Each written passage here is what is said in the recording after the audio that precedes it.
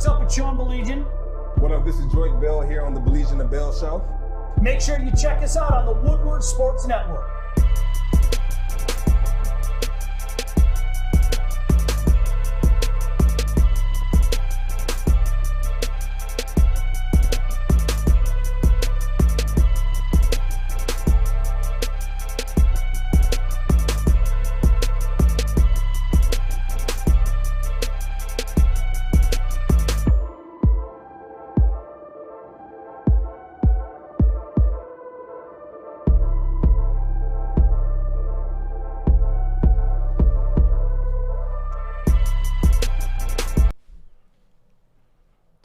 Good morning. How are you? So glad you could join us. There's so many things. Like, this is one of those days. There's so many things happening behind the scenes today that it's, hey, good morning. How are you? Everybody going well? Fantastic then. He's Joyke Bell. I'm Sean Baligian. It is Wednesday, so. What up, though, Wednesdays? How you doing? You all right? What up, though? You all right? Hey, you got to give us a what up, though, Sean. What up, doe? You got to give us the whitest what up, though. What up, doe? Throw them L's up. How y'all doing? I love it. Love it. That was it. Do the whole thing together. What up, though? What up, doe? Get those L's in the air.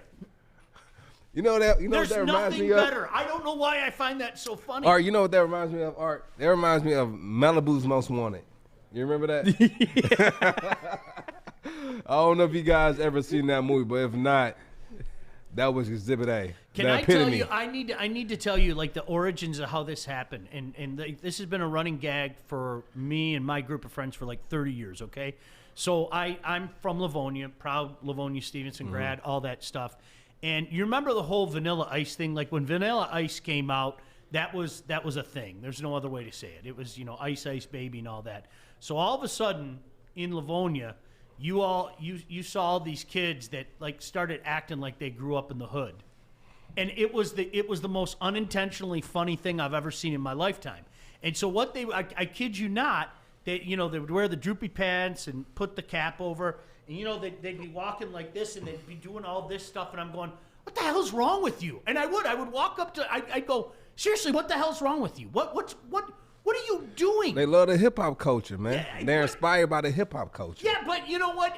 They're not living hard times on the streets of Livonia. Okay, let's be honest. And they're all doing this, and oh man, don't be fronting. What are you talking fronting? Don't be fronting, man. What are you talking about? Man, stop capping, man. Yeah, I'm hearing people, and I'm going, who are you? No kizzy. Yeah, could you imagine like one day like we come in and Art just starts talking like that? What's up, my dog? What? I'm not your dog. What the hell are you talking about? What's up, my G? Yeah, right? You can sell it. These kids in Lily White, Livonia doing all this, and, what? It's the 8 Mile effect. They watch 8 Mile one time, and next thing you know, everyone's Eminem, Yeah, that's pretty much what it is. Next thing you know, they saw getting earrings with holes in their ears and getting tattoos. That has nothing to do with hip-hop culture at all. No, I'm just saying. I'm talking about 8 Mile. I didn't say. You said watch 8 Mile. It's record time. That might be a record. I said 8 Mile. What are you talking about? I'm just talking about. Do people that are on 8 Mile wear gauges and have tattoos and everything and say, "Hey, how's it going?" Like me, like the whitest person ever? No. Good morning, Baligian. Yo! I grew up a mile south of 8 Mile. What? It's 7 in Merriman. Knock it off. That's crazy. I ride my bike to the little party store to go buy my baseball cards, and all of a sudden it becomes the mean streets of Livonia. I'm like, what the hell's wrong with all of you, right? I like Art got the fresh shave today, looking cleaned up. I see you. Yeah. Well, he's got a big job interview coming up. Yeah. More on that in just a few minutes. Yeah. He's got a big job interview coming up. I hope he gets a haircut to go with that shave. So we are scheduled to talk to Eric Ebron today. And we can say this now. He was supposed to come on with us on Monday, and my assumption was, you know what, their season just ended, and Joyke, you can speak better to this than I can. You got to clean the locker out. You got to take pack care it of up. Yep, pack it up. Pack it up. Is that the term? You don't got to go home, but you got to get the up out of here. Gotta get going. But when the season ends, I mean, that's where you got to. There's some exit interviews sometimes. You got to clean up all your stuff. I assume that was it, but we found out today Eric Ebron tested positive for COVID-19. He did. That's why he couldn't come on the show on Monday. But I couldn't release that because he didn't want me to. He wanted to keep it under wraps until the team released it. And I said, I respect it. You won't hear from me. And so I talked with him, but he's doing well. I don't think he has too many side effects. So, I mean, we get to chime in with him today to kind of see what's going on. Yeah, I'm looking forward to it. I'm looking forward to catching up with the old homie. I'm just happy to see he's going somewhere. He left Detroit and he's still having success. You know, here's the thing, and I've said this many times, and I don't know if you and I have ever had this conversation. I know that the way a lot of people think about Eric Ebron, and they say what they want to say, but he's a pro bowler. Well, and here, you know what? I thought the dude, my interactions with him, I thought he was incredibly cool. I'm just shooting straight. Now understand, when people call him a bum, they're not talking about Eric Ebron as the person. They're talking about the way that he played, as far as how they felt he played when he was here with Detroit, right?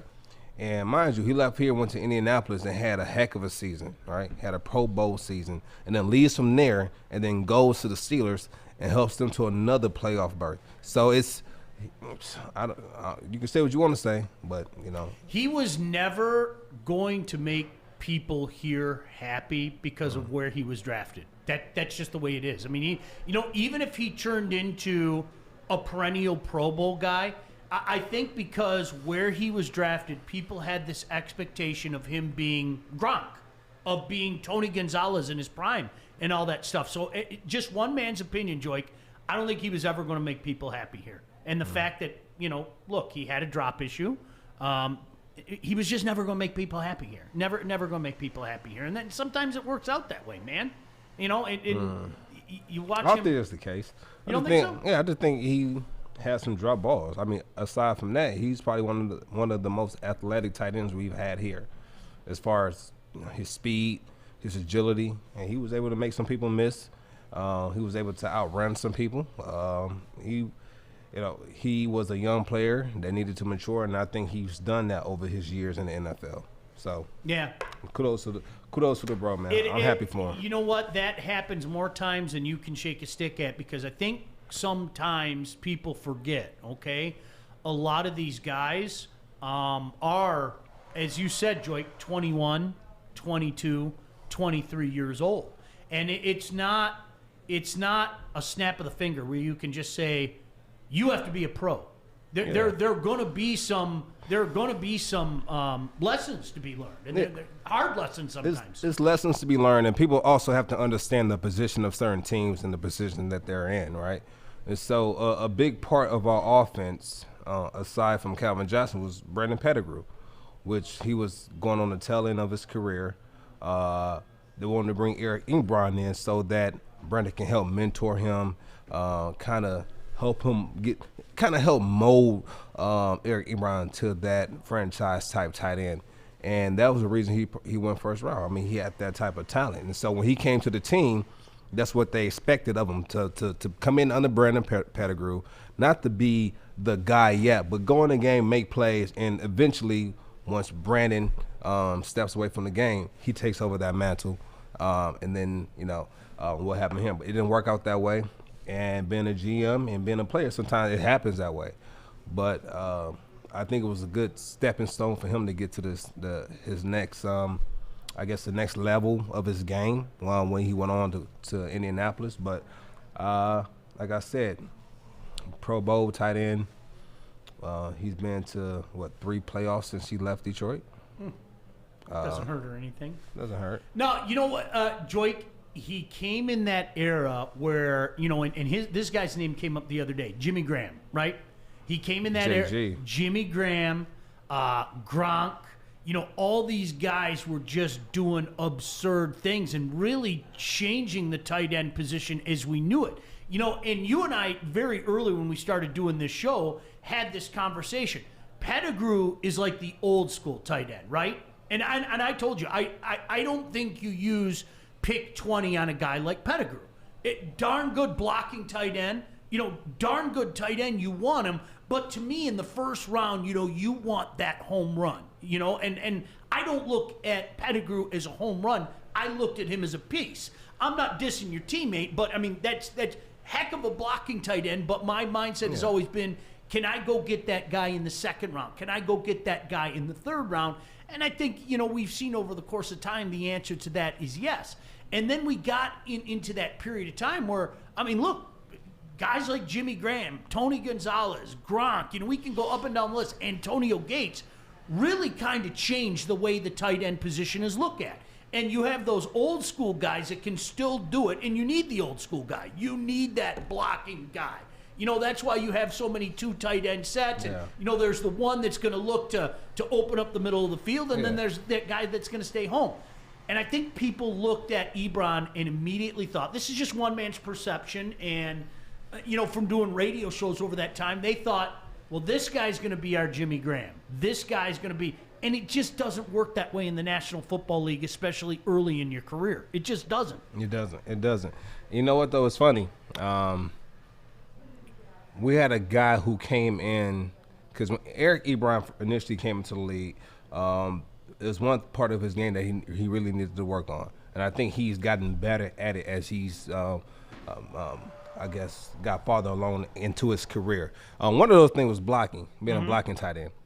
He wasn't the best blocking tight end when he first got in, but he ended up getting, he kept working at it. He kept practicing. He stayed after practices with Brandon Pettigrew in meetings, working on different techniques to kind of to sharpen that part of his game.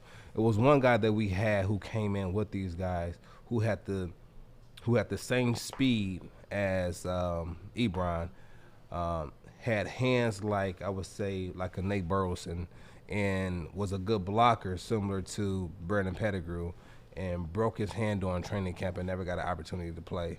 Broke one of his fingers and never got an opportunity to play with us during the regular season. Who was it? Dave Osbury. Okay, all right, yeah, All right. yeah. And I think he came here from Oakland.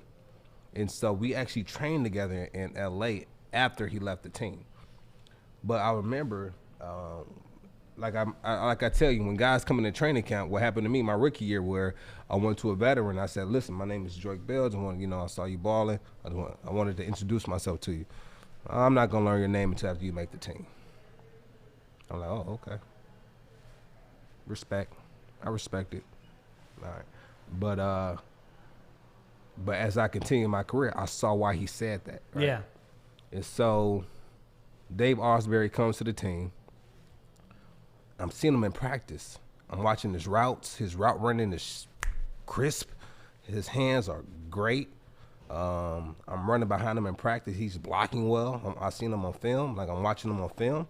I said, this guy has the goods. Like, how did we get him? How did we find? I'm looking at Marmain like, you're a genius. This is a great pickup. And he ended up breaking his pinky, like, off to the side, and just dude. And never and was Knock it out. off. And no, he was out for the rest of the preseason. And it was a numbers thing. If you're not available, you can't be on the field.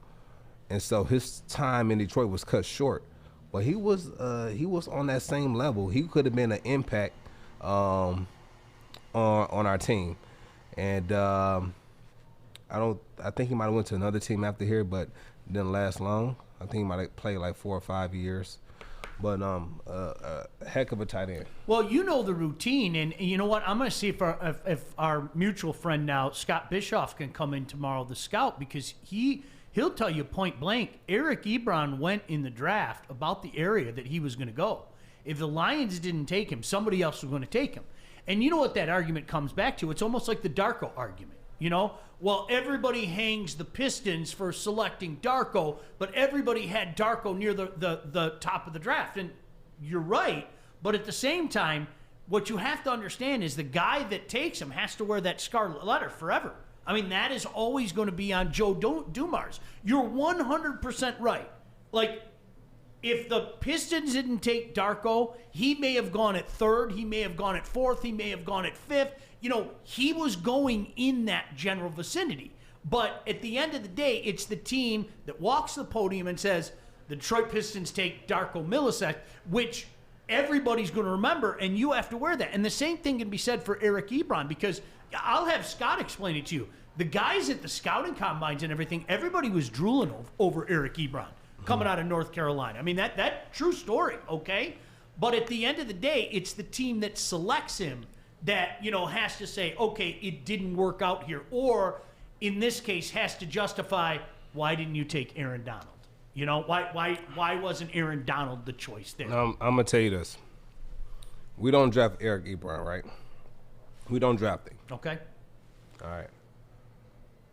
We let him go on the draft. The team behind us picks up Eric Ebron. In all likelihood. Yep. All likelihood, right? Yep. And now, when, say, Eric Ebron goes to that team, and he's having that Tony Gonzalez type career there, what happens to Detroit then? Why didn't we take Aaron Donald? You have all these people, all these different opinions, right? Absolutely. Yeah, everybody had these, well, we should have got this. Oh, we should have got, oh, we should. We go and we get the top players. Like, we go and get a Charles Rogers, who's arguably was one of probably the best wide receiver coming out. He was so good. So good. And then he comes and say we don't get him, right? And he comes out and he has a Calvin Johnson type career. Then what? Yeah. All right. Yeah. Like, you can't pass up on good players, right? It's our job to bring in the players, right? And it's up to the coaches and the trainers into that player to stay healthy enough to stay on the field, and also putting that player in position to be successful. I'd like to listen to you guys, and I'm serious, and I wish more people would listen to you guys that play in the trenches and see it up close and personal. Mm-hmm. So this is what you're saying, and Bill Bentley, who knows a little something about NFL players and especially going up against guys, Bill Bentley just said Ebron is a beast, all-pro tight end. Yeah. Yeah, isn't that amazing? Yeah. Absolutely amazing. Yeah. Now, and mind you, yes, he's going to drop balls. Sure. But you know who don't drop balls?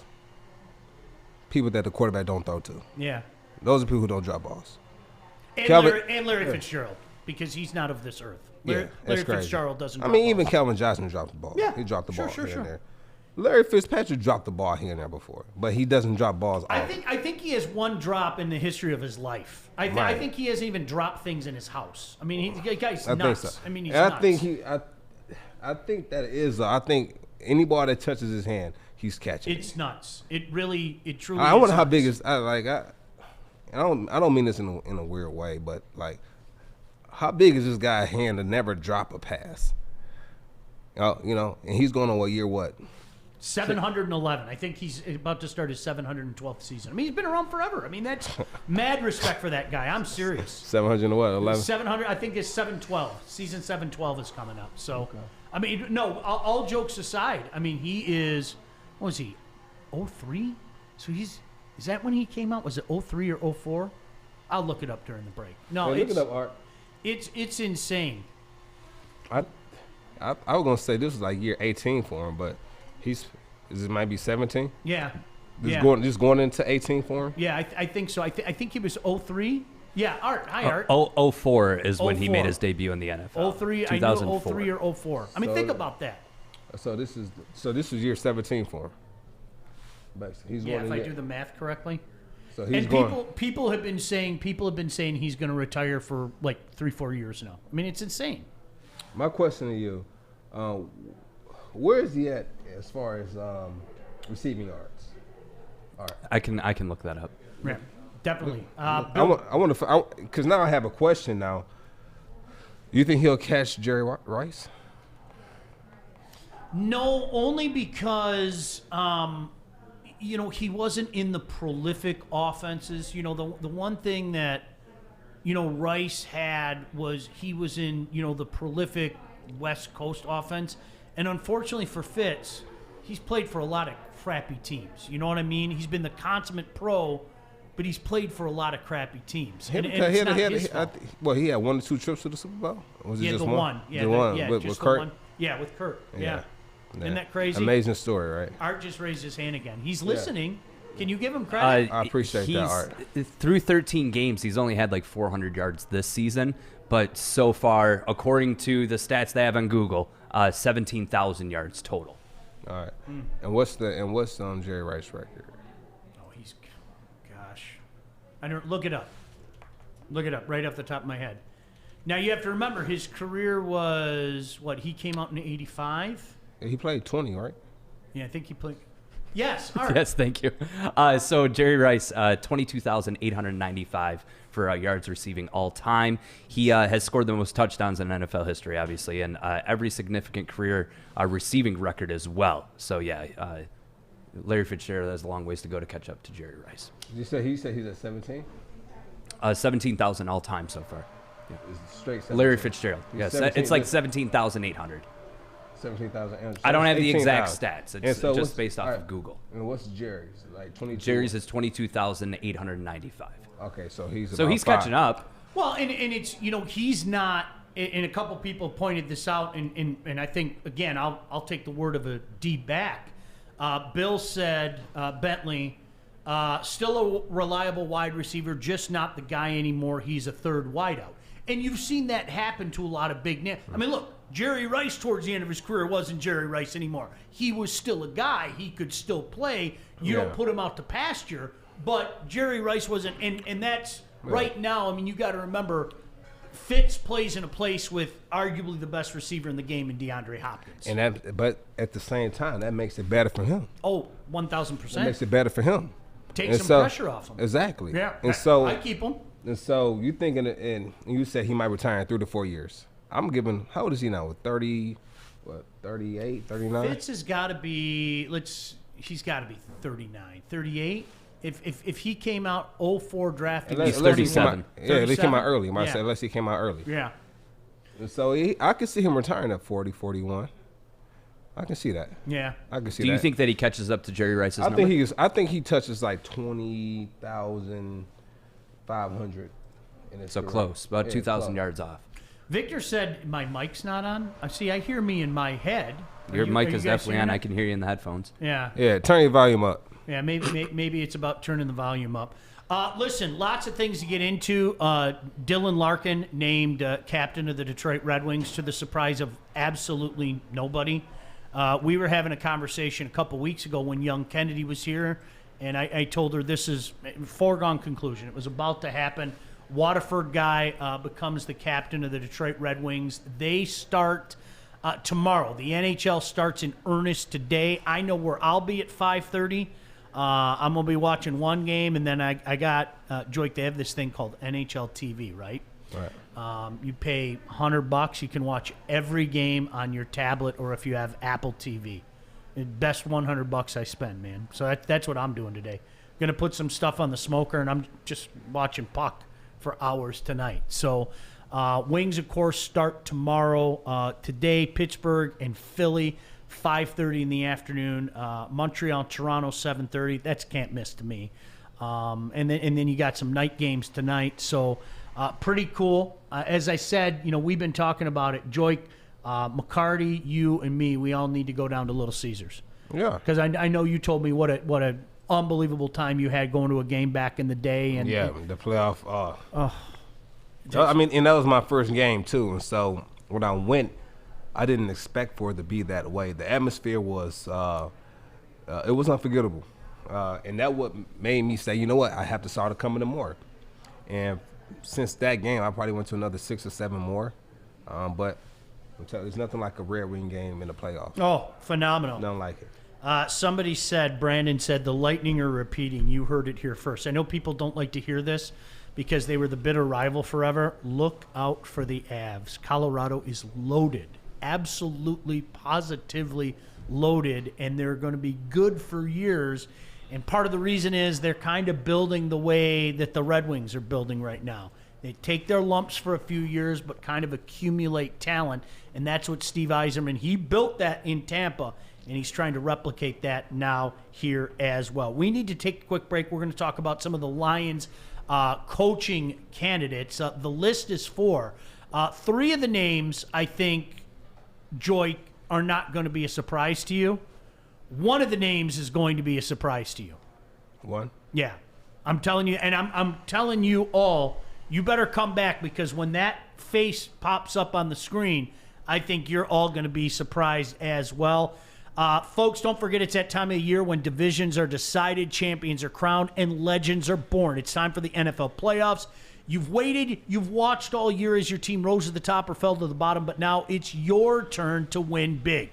You've heard the name just about everywhere, MyBookie. They're the industry's leading online sportsbook and casino, and it's not hard to understand why. With thousands of lines to bet on all your favorite sports, NFL, NBA, college ball, check, and check. MMA and soccer, they've got all the latest odds, period. Take advantage of MyBookie's prop builder and live in-game betting, where every single run, throw, and touchdown is another chance for you to put cash in your pocket. Now, this is where you can take advantage of a great deal.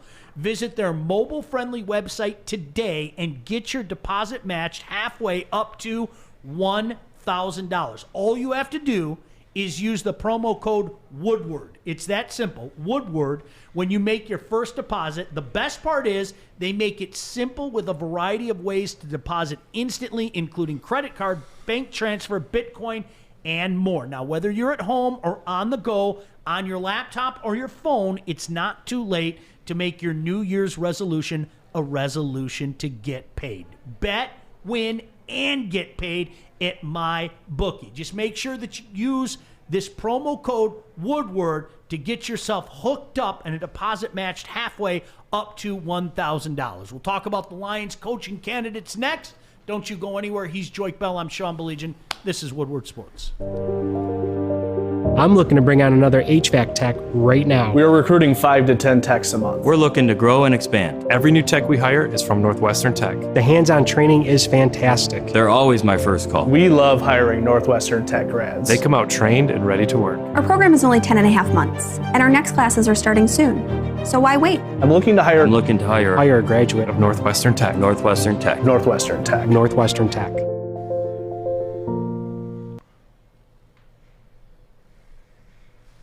What is up? Glad you... Now, tell everybody what was going on. You had one of those nights. I had one of those nights, man. All right. Went to the gym last night. Went home. Took a nice, relaxing shower. Made dinner for me and my son. Laid down. Actually, I did yoga first. And then I laid down with the Normatex on my legs. It put me out. For real? It put me out. Yeah, I went to sleep. And I woke up to get ready to go to the gym again with my son around 6:30 this morning. So I wake up and I look at my alarm. My alarm didn't go off. I was just up. I look at my phone. It's 3:30 in the morning. I said, but I felt so refreshed. I said, there's no way I slept for 3.5, 4 hours and I feel this refreshed, right? And I said, you know what? I'm going to go back to sleep. But you know how you get up and go to the bathroom middle of the night and you lose your sleep? Mm-hmm. I lost it. And you never went back down? Never went back down. Nights like that? About 6 o'clock, I heard my son kind of fumbling around upstairs, getting ready to head to the gym. We get there, take him through a nice workout. We go hit the basketball court. We had to rent out the court. Got the court. We took him down. He has tryouts this weekend. So we did some basketball. We did some basketball drills. Went over some defensive, positioning, things like that. Tapping into my basketball IQ. So that's what we were doing. You know what's funny? Jenna said she's been up since 3:30 as well. She said she's tired as hell. Yeah, that's why I woke up. She kept calling my phone in the middle of the night, asking if I was up. Jenna, let me, I got a show to do. Let me get some rest, Jenna. You know what's funny, Joik, is after years of doing, I did morning shows, a couple different stints on the radio. And I don't care what anybody says, you never get used to it. You never, ever get used to it. I mean, I know guys, there are two different guys that have done mornings for like 20 plus years. And I asked them, how do you cope with getting up at 3:30, 4 o'clock every day? And they both said the exact same term to me. They said, you can't. You adjust to it, but in terms of getting used to it, there's no such thing. When comes that habit? Well, you know what it is, Joik? For me, I have to avoid, and I'm intrigued if you run into, I have to fight the nap like there's nobody's business. Because if I nap, then I'm done. Then I get into that rut. You know what I mean? It's a fine line. Okay. It's a fine line. If I take a nap before 3 o'clock, I'm good. So leave the show today. We have an appointment at 2:15 with my son. If I'm back home by like 3:15, and I can take a nap till about 4 o'clock, I'm good. I think I can go back to sleep that night. But if I go to sleep around 5 o'clock and wake up around 6:37, I'm up to about 3 in the morning. See, that's the same way. It's exact same way. And you know the routine. I can't set my alarm and go, I'm just going to take a 15-minute nap. No. Because then you psych yourself out and you won't be able to fall asleep. It has to happen like organically, right? And if I take one of those half-hour naps, I'm cool. That's cool. But if I go like an hour and a half, something like that, then you nailed it. Then I get in that routine where it's like, all right. Well, the trick to that is you set your alarm for the max time. So if I'm going to sleep at 3 and I want to get about 3:45, I'm gonna go set my alarm for 3:45. Whenever I fall asleep, I fall asleep. That's it. But back to it. Let's talk about the coaches. Yeah. Who we have? All right, so in case you missed it earlier today, and Dave Burkett said, Dave Burkett does a fantastic job for the Free Press, I might add. On the coaching front, Dan Campbell, Arthur Smith, Marvin Lewis, Darrell Bevel, among those who still appear to be in play in what some involved feel is a more arranged marriage at general manager and head coach than simply the general manager picking the head coach. Let me start there before we show the pictures, because there's a name on there that I don't think people expected to see on there, and they didn't expect to see their face. Joy, does it matter to you that they are going to have the arranged marriage?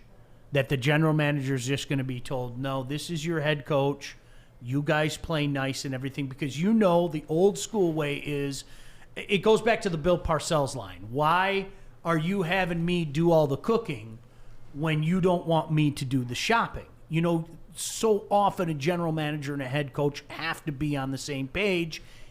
Do people overthink it when they bring that up, that, hey, why don't you at least let the general manager know that this is the direction you're looking at? Is that too big of a deal? You know what it probably is? It's probably what happened last time when they let the GM bring in the head coach that they want. And it's probably like, listen, we're going to bring in a head coach, but you can handle the players. All right? And then I don't know what type of power they're going to give the head coach when it comes to the player, as far as the players coming in. Do I have any control, right? Do I have any control with who we have come in? If I want this guy, does my opinion matters? All right. And I think that's more so the Bill Parcells way. Yeah. You know, more so with the coach than the GM.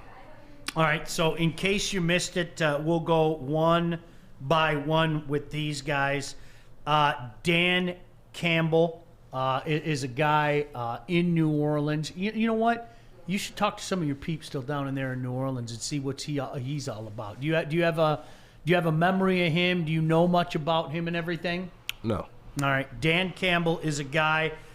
Coach Bev, who a lot of the players are swearing by Coach Bev for whatever it means. You know, if that counts for something.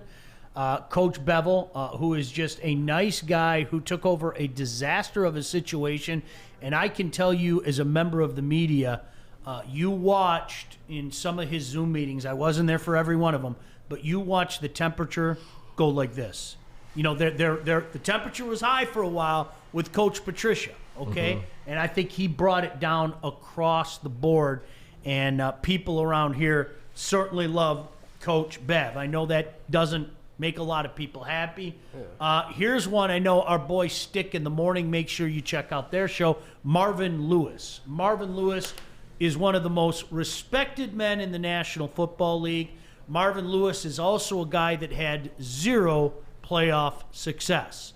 And when you take a look at the longest losing streaks in the National Football League, the 2 longest losing streaks in the National Football League in the playoffs are the Detroit Lions and the Cincinnati Bengals.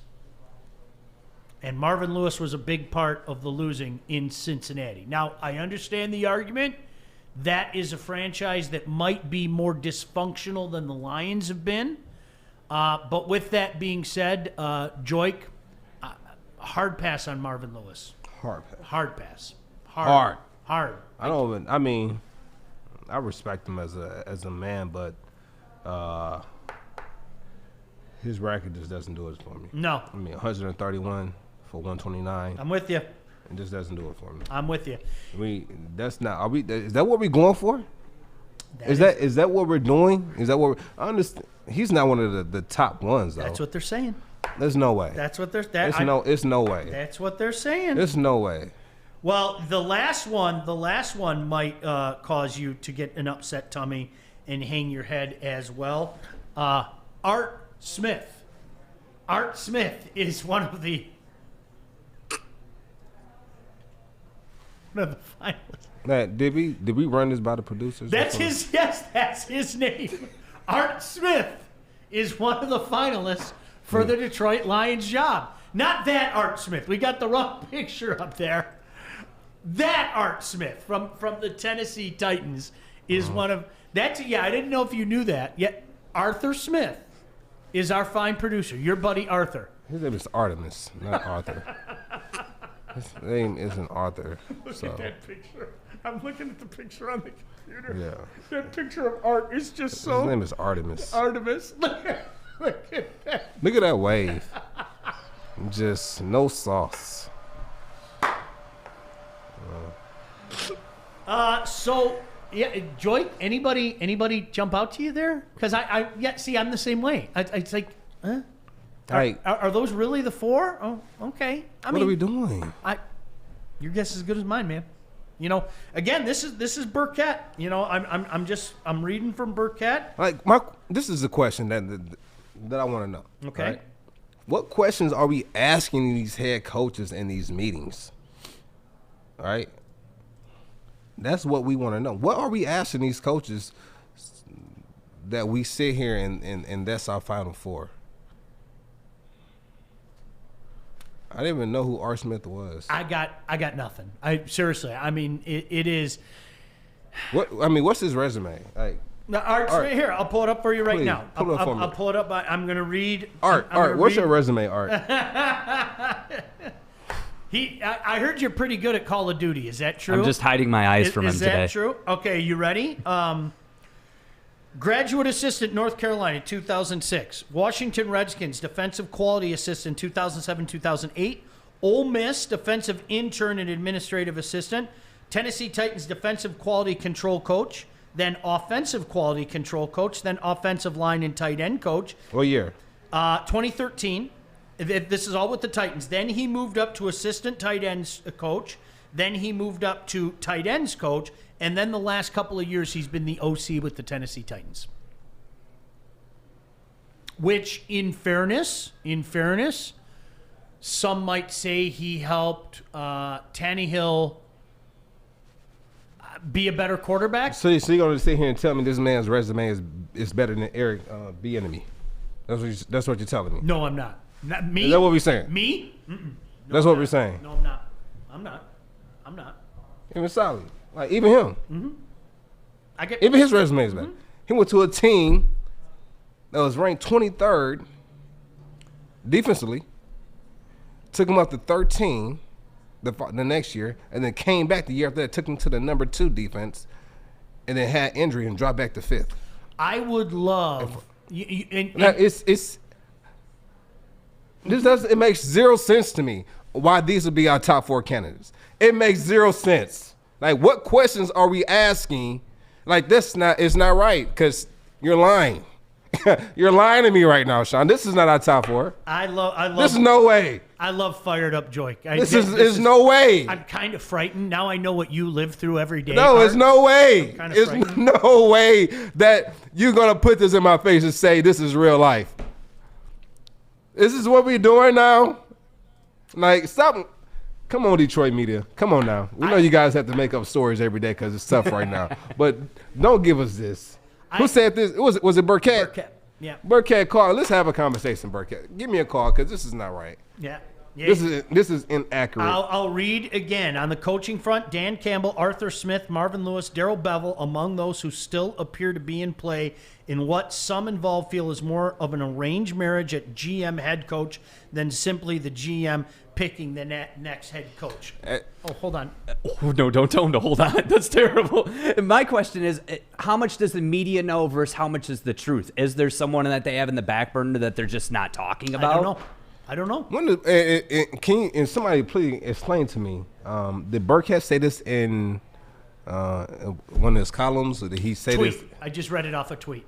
Came down, yeah. What did it say? Can you I'll read it again. Read verbatim. that tweet. You ready? Read it out loud. On the coaching front, Dan Campbell, Arthur Smith, Marvin Lewis, Darrell Bevel, among those who still appear to be in play in what some involved feel is more of an arranged marriage at GM head coach than simply the GM picking the next head coach. And this is what we talked about a couple weeks ago. Remember, they had that piece on ESPN.com where they talked about who fits where, and the mindset was, well, Eric Bieniemy wouldn't fit here because the Lions don't have the pieces yet. And for me personally, I say boulder dash to that. I mean, seriously. No. Guy wants a head coaching job, and somebody's going to offer him a job. I'm convinced Eric Bieniemy will be a head coach this year. I'm convinced Robert Saleh will be a head coach. It sounds like that's going to be the New York Jets. But that's where we stand, man. And the general manager thing is heating up big time as well, because there are a couple big names that they talk to, and there's also a big name that I don't even want to go to gyms. I want to stay on the head coaching. Okay, you want to do that when we come back? Yeah, let's stay on that. Yeah, we're up against the because break. we got some stuff to dig through. Yep. Because it makes no sense to me. No doubt about that. Don't you go anywhere. Don't forget, we've got Eric Ebron coming up at about noon as well. So looking forward to chatting with the Pittsburgh Steeler right here. Glad you could join us. Tap back in with us. All right.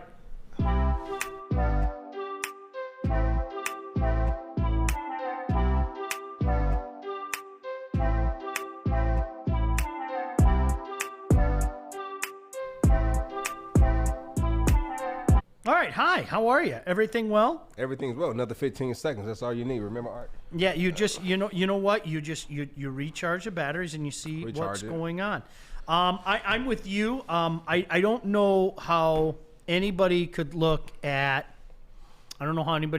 this list of coaches and go, yeah. You know what? All jokes aside. Yeah, you know what? All jokes aside, if I was to pick one out of this, all right. Bevel. I'm sticking with Bevel. I'm not about. Thank you. I would just stick with Bevel. Yep. That's not an option. I'm sticking with I will Bevel. put Bevel in the conversation with the other candidates. I'm not saying these guys aren't qualified to be a coach. I don't think they're qualified to come here and take over a franchise that has historically been bad in the playoffs, right?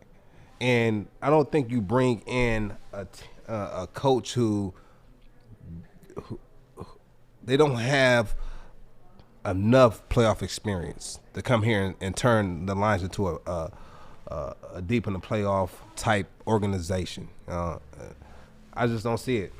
Do you think it's a money issue? Turn your mic on. Turn your mic on. Thank you. Yeah, right. Sean's doing my job. Do you think it's a money issue? Do you think it's a money issue? No, it's not a money issue. Why? No. All right, shut up. So, what are you talking about? You know what? All jokes aside, Art, the one I don't blame people for having that perception that the Lions are cheap. I don't. I mean, because when you look at some of the decisions that they've made, it makes you scratch your head.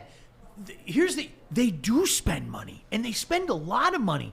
It's just, unfortunately, they've spent it on the wrong people. And I think there are a lot of people out there that want to believe that things are going to be different now that Sheila's in control. Because I don't know about you, I don't want to be judged by the mistakes that my father made. And I don't want my kids to be judged by the mistakes that I've made. You know what I mean? So I think a lot of people are looking at this franchise and saying, Well, it's business as usual. And here's the cruel reality. It is business as usual unless you change it. If you want to change the narrative, you can talk about it all you want. You can talk about how things are different. You can come up with snazzy, campaign slogans and all that crap. But at the end of the day, if you're not winning and if you're not getting into the playoff, that doesn't mean a damn thing. Not a thing. Not a damn thing. Not a thing. So I think that's where this franchise is right now. There are so many people, and I'm seeing some of the comments here. The at Lions least pay on their our coaches Facebook because Live. it says that the Lions pay their coaches the most because they have to. Yeah. You agree with that? Yeah. I think so. Yeah, absolutely. For a coach to come here and like you said, they have to pay him because there hasn't been a coach in the history of the Lions franchise that has left the Lions and got a head coaching job somewhere else. Yep. Has that ever happened? Nope. Hasn't happened yet. And I don't like to say this, but I say it. I mean, the reputation of the Detroit Lions around the league is crap. It is. It just is. I'll tell you something that Jim Schwartz said. He said that when he took the job here in Detroit, is that all his friends around the NFL would tell him not to take it because he said that's where coaches go to die. That's what was told to him. Even with that being said, he still came to Detroit and helped turn this franchise around. He did. All right. He did. All right. He did what he could, right? And now we go out and we get these coaches or who haven't really proven themselves yet. Or I'm not going to say proven, but don't have the experience to come in or haven't showed you that they've been able to do it elsewhere, all right, and be a successful winning team. Now, they've been part of different winning organizations, which they might have played a part in, but it wasn't their organization. It wasn't them, right? They were part of a scheme, and their scheme fit into the scheme of that head coach, right? And usually when you have like a DC or offensive coordinator, when they go to a team, their vision has to meet the head coach's vision, all right? And understand, like a good leader, he takes counsel, right? He takes counsel, or he takes advice from his counsel. And so I'm not going to say they didn't have anything to do with that success in these different organizations. But what I'm saying is it wasn't their organization. They're not going to get the credit. The head coach is going to get the credit. And then the best thing that can probably happen for you is that head coach gives you a recommendation at another team. Mm-hmm. All right. And that's usually how it works. Right. I'm not excited about any name I saw in there. None. Coach Babel, I would say, hear him out. I think he deserves. Hear him out. He deserves it. Hear him out. But and I'm not trying to be the negative guy because that doesn't mean that he won't bring in succeed. Lewis. It doesn't mean that he won't succeed. Now, Marv Lewis is the one on that list. I know what Marvin Lewis is. You said that. I know what Marvin Lewis is. I'm gonna pull my hair out. Yep. I really and truly. I Somebody don't let said. people pull my hair now. Steve said the Lions should hire Calvin for $1 million to help in the search. Well played. Very well played. Well played. Now, you know what? In fairness to these other guys, to Dan Campbell or Arthur Smith or Coach Bevel, I don't know what it'll be, okay? But I'm telling you. You want to be moved, though. Mm-hmm. I'm sorry. And none of those guys, I'm with you. It doesn't move at all. There's no Richter scale there. It's like, well, okay, I guess, and it doesn't mean that they won't be successful. I go back, I always bring up this example. When Michigan State hired Mark D'Antonio, I think everybody kind of went, and then all of a sudden he took them to levels that, nobody expected them to be at. Now, it didn't end the way that everybody wanted, but, when you're winning multiple Big Ten championships, you're taking a team to a college football playoff. You know what? I would say that's getting your bang for the buck and everything. But, with these guys, I think because this hire is so important for general manager and head coach, this hire, putting the cart in front of the horse by saying fire. This hire is so important because we're about to go into a new transitional period, and a transitional period that might be without one of the bright spots this franchise has had in the last 40 years in Matthew Stafford. I mean, we still don't know how that works out. Does he want to go? Does the general manager want to start? So that's why this is so important. And I'm sorry, I don't have a flag going, yay, I'm team fill in the blank, you know? Yeah. It's frustrating, dude. Yeah. I think we honestly, we don't know what happens to Stafford until, I think our main focus should really be getting a GM, getting a head coach, bringing in Matthew Stafford, having a sit down. This is what we're thinking. What are you thinking? Or this is what we're going to do. Prepare your family. Yeah. You know? And I would say that Bob Quinn gave me that opportunity, right? Sit down, have a sit down in his office. We had that uncomfortable conversation. This is what it is. This is what we're going to do. What are your thoughts? You know, you play a couple more years, you retire, we'd love to bring you back here, have you working here in the front office with us. All the coaches here respect you. We love what you did for the organization, for the city. You know, blase. And these are the conversations that you have, right? Yeah. With players that you respect.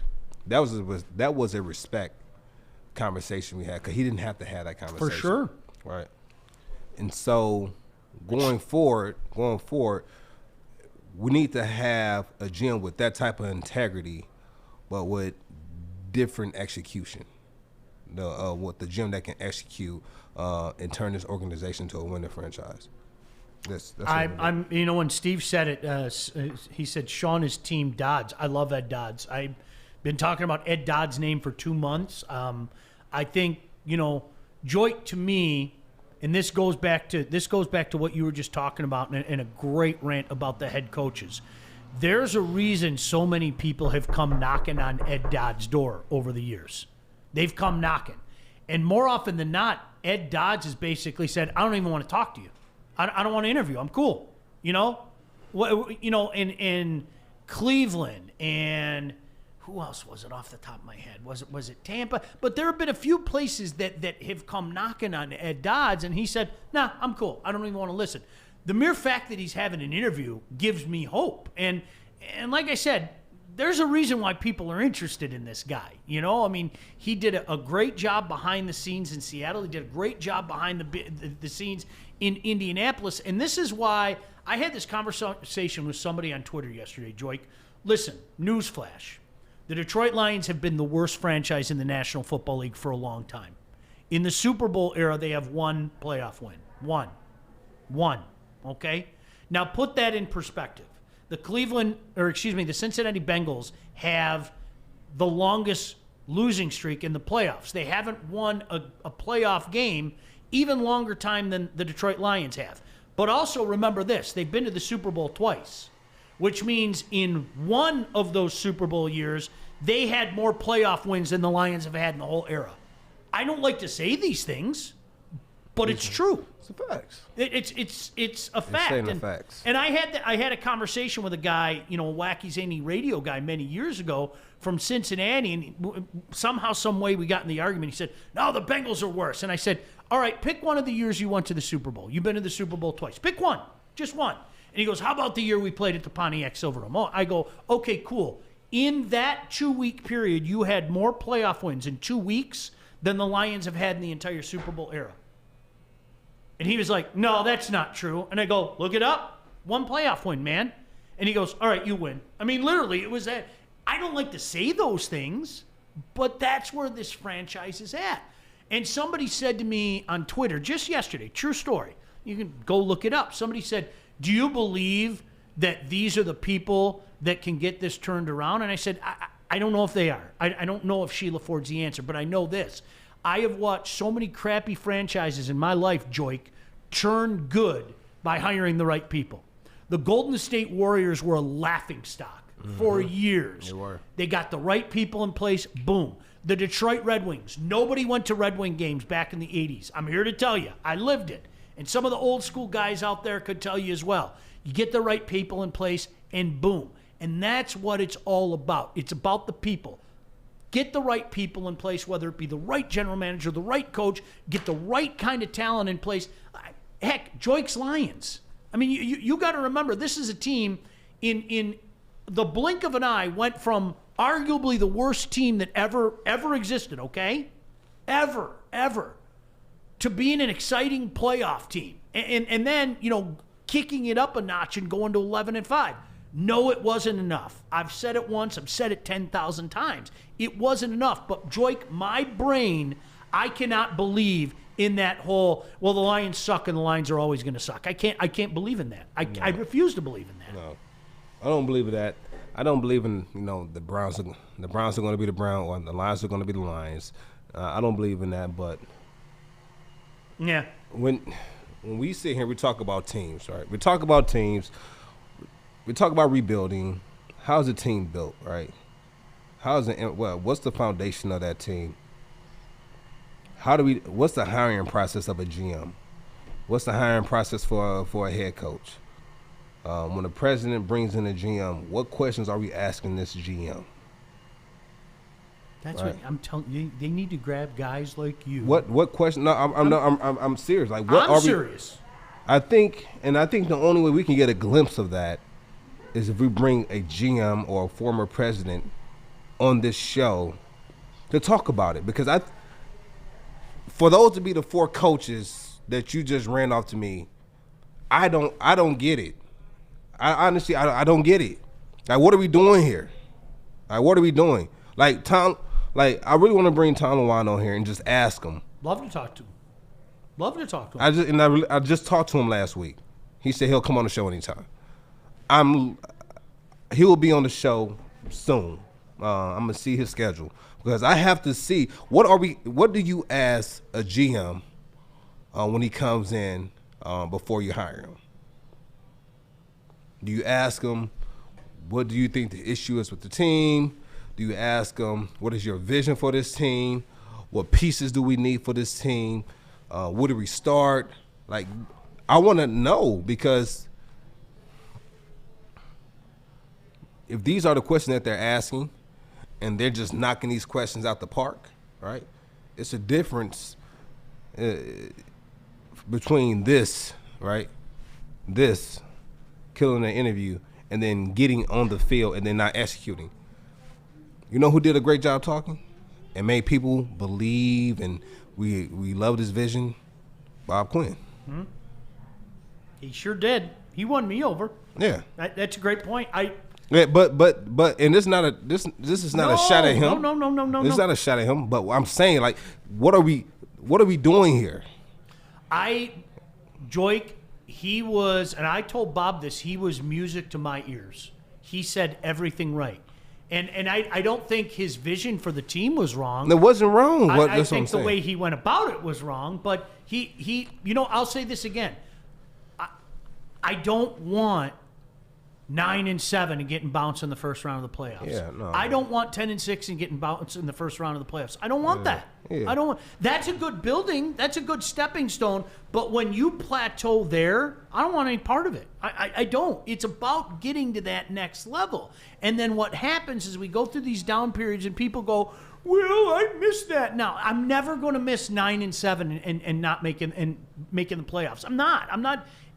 You have to aspire to be better than that. And I honestly, I don't care what the regular season is. I don't care. What are we doing? What are we doing when we get in the playoffs? Yeah. We can go 7-9. You know what I'm saying? We can go 7-9. I don't care. Find a way to get in the playoffs. We get in the playoffs. We get in the playoffs. I feel the same way. We can go 6-10. We get in the playoffs. What are we doing in the playoffs? You got it. Are we stepping it up? Amen. Are we winning games? Are we making plays? That's it. I'm with you. Regular season doesn't mean squat, jack. Only time it means anything is if you're playing for the playoffs. Because during the season, they're not playing for a Super Bowl during the regular season. They're playing to get to the playoffs, and then you're playing for the Super Bowl. Yeah, I understand the Super Bowl is always going to be the end goal. But you can't win a Super Bowl without the playoffs. Got to take your business in the playoffs. Yeah. No doubt about it. All right. Eric Ebron's going to be joining us in just a matter of moments here. A lot of guys were asking about this. Sean said, pass on congrats to Larkin on getting the C for the Red Wings. Greg said, what do you think of the Wings captain selection? He had to grow into it. He had to grow into it. I firmly believe that. One man's opinion here. I think that they kept the C in storage for him the last couple years. That they wanted to see him mature on and off the ice, and when the time was right, they were going to take that C out of storage and put that C up on his shoulder. No brainer, right decision. This is a guy that has done things well on and off the ice. He gets this franchise. He's one of us, being from Waterford, and that's the way it goes. Have we ever had a captain that is from Michigan, like a Michigander Detroit Red Wings captain? Or no, I think this is the first time, isn't it? Boy, I'm racking my brain right now. You go back, I mean, Danny Gare, Steve Yzerman, Nick Lidstrom. No, you know what? I can't think of one right off the top of my head. And I know it's not like the biggest of deals, but it seems like it at least It's a gets big more deal. fans ignited and Absolutely. excited. Like we've got a Michigan boy who's leading the team, like literally 20 minutes down the road. He's from Waterford. Well, I think it would be a bigger deal if we can say, like, we're not winning right now. And so I think if we were winning, I think it would be a bigger deal than what it is right now. Yeah. And I think that's kind of what, he's the captain of a losing franchise, but that's not the case. No. That's not the case. No. It's like you said, it's similar to the Pistons right now. We're gonna take a couple of bumps and bruises right now, but we're building, and we see the light at the end of the tunnel. We see it. Yeah, that's where it is for the. I mean, the last couple of years, this is what happens the eve of the season, right? The NHL starts today. Wings are in action tomorrow. People get excited. Hey, can we make a run at the playoffs? No, you can't. They're not that good yet. That's not a slight. It's not a disrespect. This is part of the process. This is part of the plan. And you know what, Joik, like you said, take a look at all the expiring contracts after this year. Next year is going to be a really intriguing year. 2 years from now, I think this is going to be a really damn good team. They're going to jump from a team that is struggling to win games to a team that's going to win a whole heck of a lot of games. Top tier team. Yeah, seriously. I mean, kind of like They're going to have a nice run. It's going to be longer than what the Pistons run would be. Oh, just I think because, so, too. Yeah, I mean, it's going to be because it's, hockey, you can, play at a higher level for a longer period of time in that sport versus in, like, say, in an NFL career or NBA career. Yeah. Yeah. So. It's. I'm going to be intrigued to see, and I always say this, sometimes you just need to shut up and listen to people in life. And I think Steve Yzerman was a guy that when he talked, I don't think people listened, because he himself said when he took over, Joik, almost 2 years ago, hey, listen, guys, this isn't going to be overnight. This is going to take some time. We have some dark times ahead, but I'm going to ask people to be patient and everything. And so I think now, almost 2 years later, you can take a step back and look at everything that they've built up organizationally. And it might not be here in Detroit yet. Some of the pieces might not be in Detroit. And Joik, to your point, you have the luxury of allowing one of your future studs to play in a different league and not be in the National Hockey League, which, you're not going to see that in the NFL. You're not going to see that for the most part in the NBA. But it'll be interesting to see how it works out. Vinny said the plan was to have him be the captain of the 1920 season, but with the GM change, Yzerman wanted to meet the guys first before making a decision. It doesn't surprise me. That's part of it. There were people talking about it 2 years ago, though, Vinny, as you know. I think he had to grow into it. You're going to have to take a leap of faith with me there. He had to grow into it. All right, we are expecting to hear from Eric Ebron first and foremost as a human being. Regardless of what your feelings are for the guy, I hope he's okay. As a human being, I hope he's okay. He's, in case you missed it, he does have COVID right now. Yeah. It's such a joy. We were talking about this off the air. I know so many friends who had it that said it was nothing. Like literally, it was nothing. And then you have that one friend who was really, really sick, or you have that one loved one who, God forbid, was really, really sick and passed away. Right. It's just such a weird, strange thing. So hopefully, Eric, being a big, strong, professional athlete, hopefully everything's okay with him. Have you been touched a lot by COVID? Have you been? Yeah, both of my grandparents had it. Grammy Whammy did? Grammy Whammy God had bless you, Grammy Whammy. She's a fighter. She's beat cancer. She's beat COVID. My grandfather had it as well. His was way more severe. Couldn't eat, very weak, was in the hospital. I recommended some stuff that he can do to kind of help get his appetite back, or at least get something into his system, and end up working out for him, and end up getting the strength back, and start eating a little bit more. And I met some people who's had it, got it probably about 4 or 5 months ago, and they still don't have their taste buds back. Yeah, my one of my buddies is like that. He got it the week before Halloween. No way. Yeah, he got it, and he told me it didn't affect him. Art, we were talking about this before the show started. My friend Ted said it wasn't even really a cold. Like he goes, I felt down, but I wouldn't even categorize it as a cold. But he lost his taste and smell, and it hasn't come back yet. And it's like, and then the one thing that they're talking about is they said, well, eventually they think it's going to come back, but there are some people that it hasn't come back yet. I mean, that's crazy when you think about it. Listen, we're going to take a quick break. Hopefully we will be in touch with Eric Ebron shortly. The college football ratings were a disaster. We'll try to figure that out as well, because it certainly was a marquee matchup. Try to figure that out, but hopefully we'll check in with Eric Ebron next. He's Joik Bell. I'm Sean Baligian. This is Woodward Sports. I'm looking to bring on another HVAC tech right now. We are recruiting 5 to 10 techs a month. We're looking to grow and expand. Every new tech we hire is from Northwestern Tech. The hands-on training is fantastic. They're always my first call. We love hiring Northwestern Tech grads. They come out trained and ready to work. Our program is only 10 and a half months, and our next classes are starting soon. So why wait? I'm looking to hire Hire a graduate of Northwestern Tech. Northwestern Tech. Northwestern Tech. All right, welcome back in. Glad you can join us. Woodward Sports at 12:05 on a Wednesday afternoon. Scott said if he needs to get his appetite back, bring him to a Sean barbecue or take him to Motor City Meats for their ribs and mac and cheese. As I mentioned, we take a quick break, and we're glad to be joined by this guy. First-round draft choice, all-pro wide receiver, Pro Bowl player, and most importantly, let's talk to him as a human being. Eric Ebron kindly joining us. And, Eric, first of all, I hope you're feeling well, man. I heard you got diagnosed with COVID. How's it treating you, man? It was cool. It was different, weird, kind of like a cold. Nothing too serious for me, so I don't know.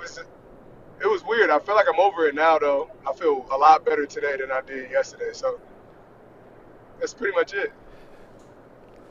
That boy got that strong immune system. Yeah, heck yeah. And it goes that big smile right there, man. How's the fam, Ebron? Family's good, bro. Family's good. Wife's good. Kids are amazing. I go back home tomorrow, thank God. Because good, I couldn't leave because of COVID, obviously. So, right. Yeah, I'm happy. Everything's good. So, question. Now it's weird. Now that you have it, like, do you have to drive? Can you fly back, or do you have to drive?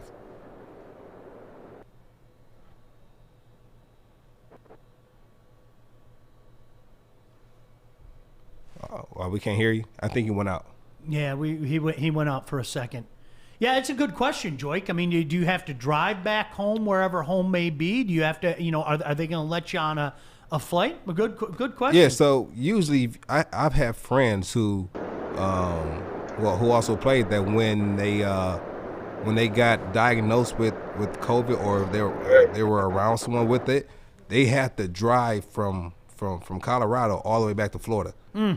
Right. Another friend of mine had to drive from Florida back to Michigan. Oh. Right, because they had got diagnosed, or they were around someone with it. Yeah. Yeah. So, Eric, is that the case for you? Are you allowed to fly back home? I'm guessing home might still be North Carolina. You can tell us if you feel comfortable. Are you allowed to fly, or did they say you have to drive?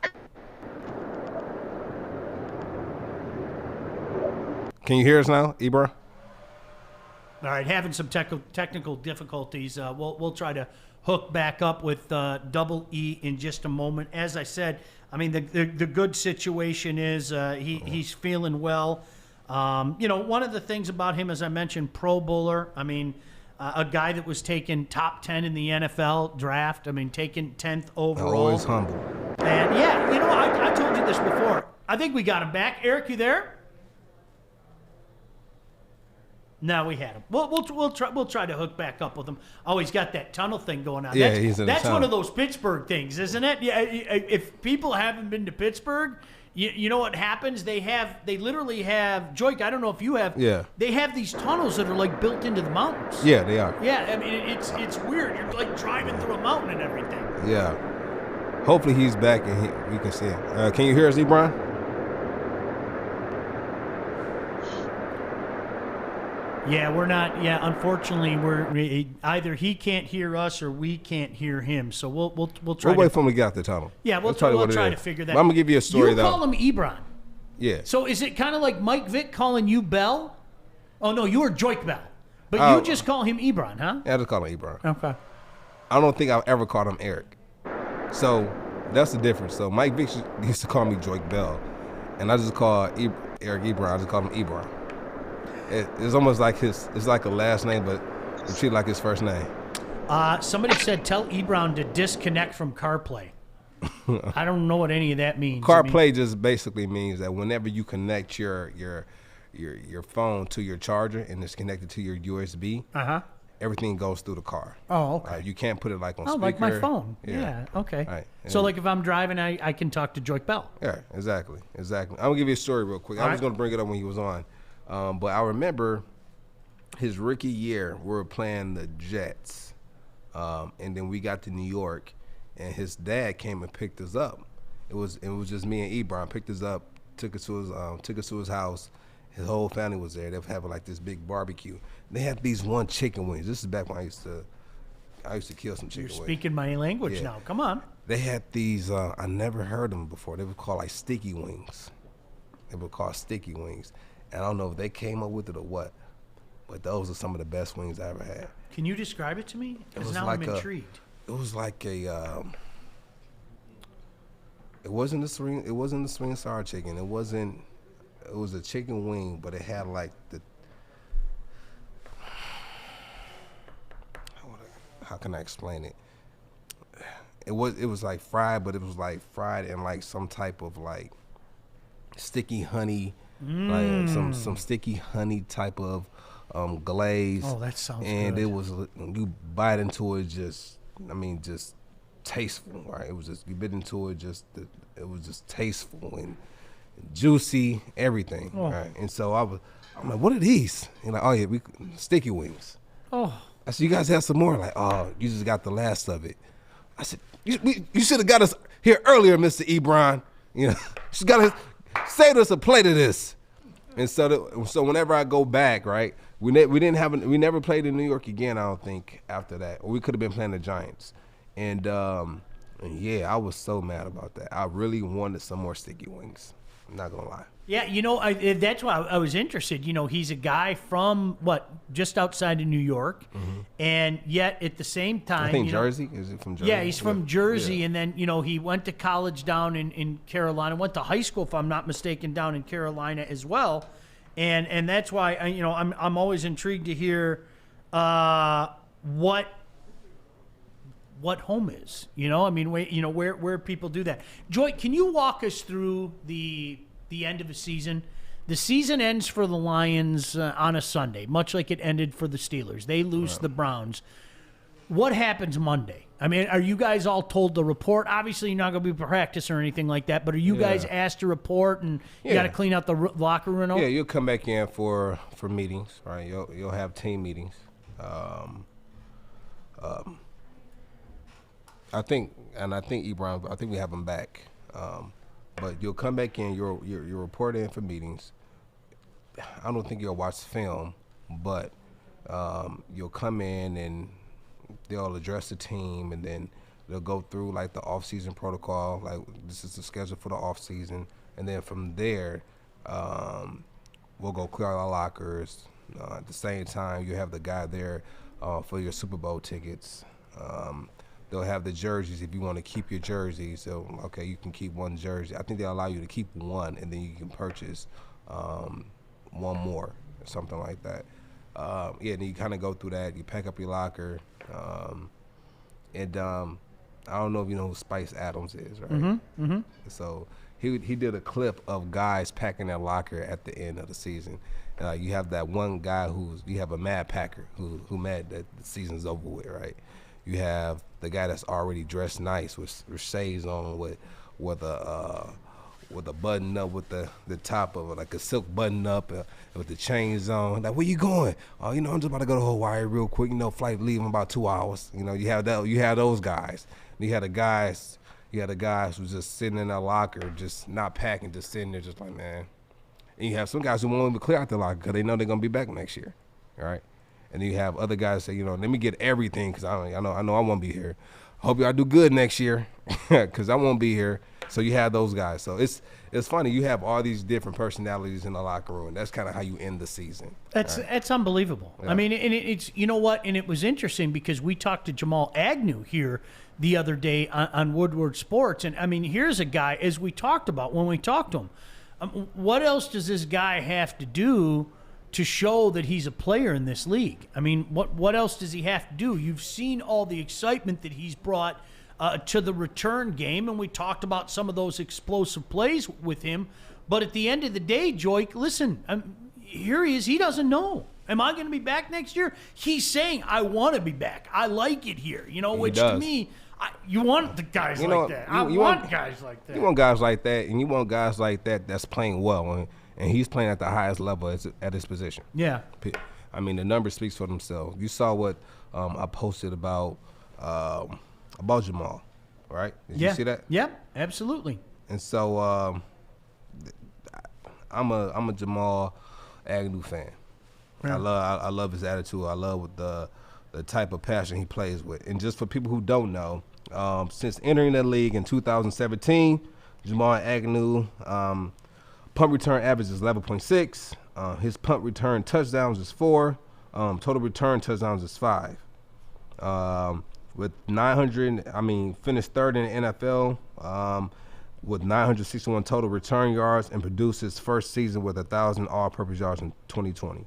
So, he's putting up numbers, so I'm happy for him. Yeah, and that's, to me, what jumps out to me about that, Joik, excitement. People remember the big ones. People remember, that explosive return. For example, even in that debacle that was the game against Tampa Bay. It was like boom. Yeah, that bar rocket. Don't. Rashid say bar don't lie. You know what else don't lie? Numbers don't lie. He leads the NFL since entering 2017 with the punt return average, with the punt return touchdowns, and then also with the total return touchdown. He leads the NFL right now. Yeah. From 2017 to right now. What more needs to be said? Yeah. And pay the man, keep him here. He wants to be here. And that's the reality, and it's tough for you guys because not only is he your teammate, but you guys have become friends as well. And you have a situation where, if you're being perfectly blunt about it, you don't know if that guy that you've been next to for the last couple years is A, going to be back, or B, if he's going to be in the National Football League. It's not an easy day. And as you mentioned, Joik, for every guy that knows he's going to be out of here, there's probably 2 guys that might not know if they're going to be back. And it's kind of a weird day in that regard. It is. People who don't know, they don't. Some guys who might be a restricted free agent, with other teams can start talking to them, but technically your team still has the rights over you, over your contract. Those are the guys who sometimes they might pack their lockers up because they don't know. For me, I always left my stuff in my locker. Only took the stuff I needed. Well, you know what it comes back to, Joik, is I think you have to have kind of, I don't know, is it a sense of confidence? Is that what it is? Is it a sense of confidence? Like, I know this team needs me? Is that the best way to say it? No, it's not. It's not this team needs me. It's how did this team treat me this year, right? and you can kind of sometimes in some cases, most cases, players know when they're kind of on their way out. They can read the tea leaves. Yeah. They can see how the coaches are talking to them. They can tell by the way the front office is. Well, it's more so how the front office is talking to them and how the coaches are treating them. Yeah. They can usually tell. Yeah. Because what happens is the coaches get in their meetings with the and the scouts get in their meetings, and then they have these conversations about players, and then they get their own perception, and then now it's that. Yeah. Now it's that. And now you have to basically prove yourself all over again. So you got to do that, or you say, you know what, I don't need to take this. I'll head somewhere else, and you guys can see me. Isn't it, and it's such an interesting dynamic as well. Let's be honest. When you mix in, there's a new general manager and a new head coach on their way. I mean, that's got to bring that uncertainty up. And you went through that here. You went through the situation where they got rid of a head coach and then they got rid of a general manager after that. Now, you didn't get it at the same time where they got rid of the coach and the general manager and said, here are these new guys coming in, but you had to deal with each one of those separately. And, what's this guy think of me? How do I fit into this guy's kind of plans and all that?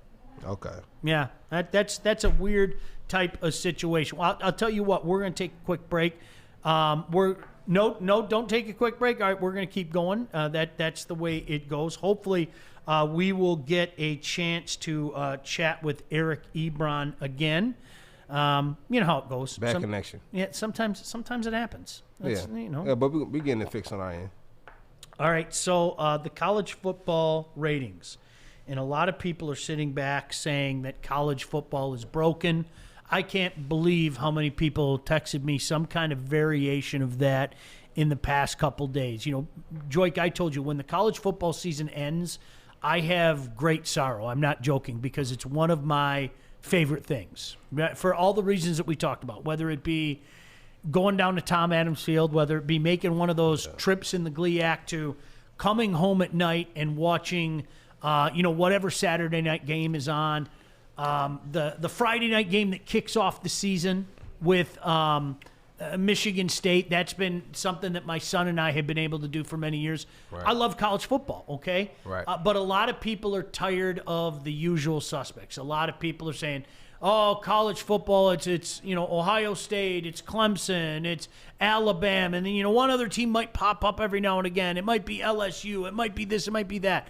Do you think that's the reason for this? Do you think that's the reason people are just kind of tired of Alabama and Clemson and Ohio State? Do you think it's more so than people want to have a fair playoff experience? People are tired of. That might be it. And I will put it towards that. That might be it. That might have something to do. Here's the thing. Things have changed so quickly. We went from, and I always laugh when this happens because I don't know if people catch this, okay? I don't know if people catch this. The number one enemy of the college football playoff, the number one enemy of that, a guy that said many times a playoff is never coming to this. Drop it. It would be disastrous. It's never coming. Was a guy by the name of Bill Hancock. Bill Hancock, for what it's worth, is now, get ready, the head of the college football playoff. He's the guy that hands the trophy away. I mean, to me, that's like God asking Satan, hey, Satan, can you hand out the trophy for most holy man of 2020? Yeah, you know what I mean? I mean, he was the number one enemy. And if you don't believe me, go read up about how adamant Bill Hancock was in regards to having a playoff system. So we fought so long and fought so hard to finally get to the playoff system, okay? And some of us, I celebrated like it was nobody's business. It was about time, even if it's one game to settle on the field, that's better than telling people what you know. But at the same time, I said, it's not good enough. And that's why I'm one of those people, I still say, yes, is it better than the BCS? 1,000%. Is it still not good enough? Yeah, it's still not good enough. I'm with you. I'm going to keep saying this because I watched it with my own two eyes. A Division II format would work in Division I. Drop the student athlete stuff. You're not fooling anybody anymore. Like honestly, maybe 20 years ago you were fooling people, but somebody's got to tell you old rich guys that you're not fooling anybody anymore. You aren't. Yeah. We all know what it is. Yeah. It's about money. Do not use the student athletes as an excuse. As a cop-out. It's exactly what it is. It's a cop-out. It's a 1,000% cop-out, man. That's what it is. So you're sitting on a golden egg right now, and I understand. You don't want to ruin that golden egg. But to me, Joik, I say you could move to another nest, and that golden egg could grow bigger. And I really think if you did a true playoff, I think you could have a massive golden egg. We'll talk about that. And how bad were the ratings, we'll tell you when we come back. Terrible. Don't go anywhere. Woodward Sports. I'm looking to bring on another HVAC tech right now. We are recruiting 5 to 10 techs a month. We're looking to grow and expand. Every new tech we hire is from Northwestern Tech. The hands-on training is fantastic. They're always my first call. We love hiring Northwestern Tech grads. They come out trained and ready to work. Our program is only 10.5 months, and our next classes are starting soon. So why wait? I'm looking to hire Hire a graduate of Northwestern Tech. Northwestern Tech. Northwestern Tech. Northwestern Tech. Hey, what's up? Glad you could join us again, 12:25 on I don't know what date it is, Wednesday? College football rankings, as I mentioned, in case you missed it, the ratings, it was a disaster. Allegedly 18.7 million tuned in. That is 25.5 million less than last year. The questions are there. Are people sick of seeing the same teams play? Would expanding the playoffs to 8 teams help? Scott said, to be fair, the playoff system as is has been a disaster. If you let teams in that don't win their conference, then it's a beauty contest, not a playoff. Let me say this, Scott. I am a firm believer in that we can all use common sense. And what I mean by that is occasionally, this has happened before. You've seen a team, I'll use Wisconsin as an example. Wisconsin won the Big Ten in 2012, Joik, now get ready for this, they were 7-5. They won the Big Ten with a 7-5 record. Mm-hmm. Now, how the hell did they win a Big Ten with a 7-5 record? 2 teams in their own division were on probation. Ohio State was on probation. Penn State was on probation. Then they get to the Big Ten championship game and they pull an upset over Nebraska. Routed them, right? Right. So props to Wisconsin. You're the Big Ten champion. You are, okay? But let me ask you a question. Does that team deserve, quote-unquote, to get into a playoff, say, over an 11-1 Clemson, over 11-1 Alabama? And I think that's the problem that you're going to come up with. Now, how often is it going to be a scenario like that? I'm not sure how often it'll be a scenario. What's the difference between that and a 6-10 NFL team making it to the playoffs? What's the difference? Yeah, you know what it is? I mean, what's the difference? And then actually that was the best game of the weekend. Oh, it was. It was. It was the best game of the weekend. You know what it is? I think they want to avoid that. Where in the NFL, that's the rule. Them's are the rules. The division winner gets in the playoff. It's bullcrap. That's what it is. There's no rule like that in college football. There's no accountability. You can make that argument. You're Alex said, you guys are 110% onto something there. I'm 29 now and skipped the whole going away to college to play football things for personal reasons. At the time, 7 years later, I started playing semi-pro football in Michigan and have seen so many athletes that could go pro and have better work ethic and attitude on the field for a full 4 quarters than a lot of these quote-unquote professional athletes we see on the TV today that come from D1 schools. I live it, dude. I'm telling you. That's why I've always laughed when they use the student-athlete argument. I say, so are you telling me that D1 athletes are more important than D2 athletes? Not at all. Is that what you're saying? That's what you're saying. And if you're saying that, I want to hear you say that publicly.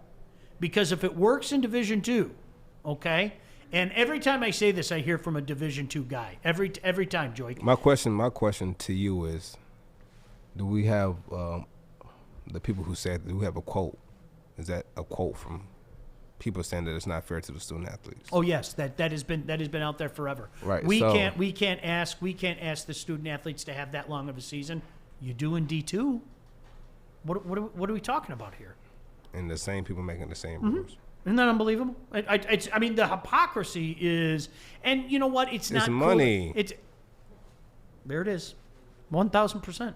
It's what I mean. Let's all be honest. And, money talks. Yep. Don't let nobody tell you difference. Yep. And you know what I feel about that? Flag on the play. There's a first flag. If you bet on the first flag would be thrown on Art, I'm sorry to say you didn't win, but eventually I'm sure Joy They actually will did throw win a because flag I on think Art has some type of say-so in these NCAA meetings. So, it's a toss-up. It's a toss-up. So here's the thing. Let me ask you this: if college football is broken, if college football is the same 3 teams, let me ask you this: would expanding the playoff make it any difference then, if that's your belief? Right? I agree. Would it make it any difference if we really are in a case of it's the same 3 teams? All right. Okay, fair.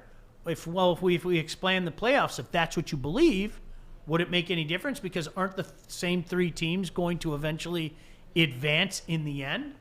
And you know what the difference of that would be to me, Joik? Settle it on the field, and I settle it on the field. I'm a firm believer in field. that. I'm a firm believer in that. Settle it on the field. My university is the epitome of that. 1,000. Let's settle it on the field. Yep. And what you did to the guy when you went down to Winston-Salem. Can you give that story about what happened for the people? Please give us that story, because that story, I wish I could have been there to see it. It was kind of out of character. I'm not that guy, but in that moment I was that. I think.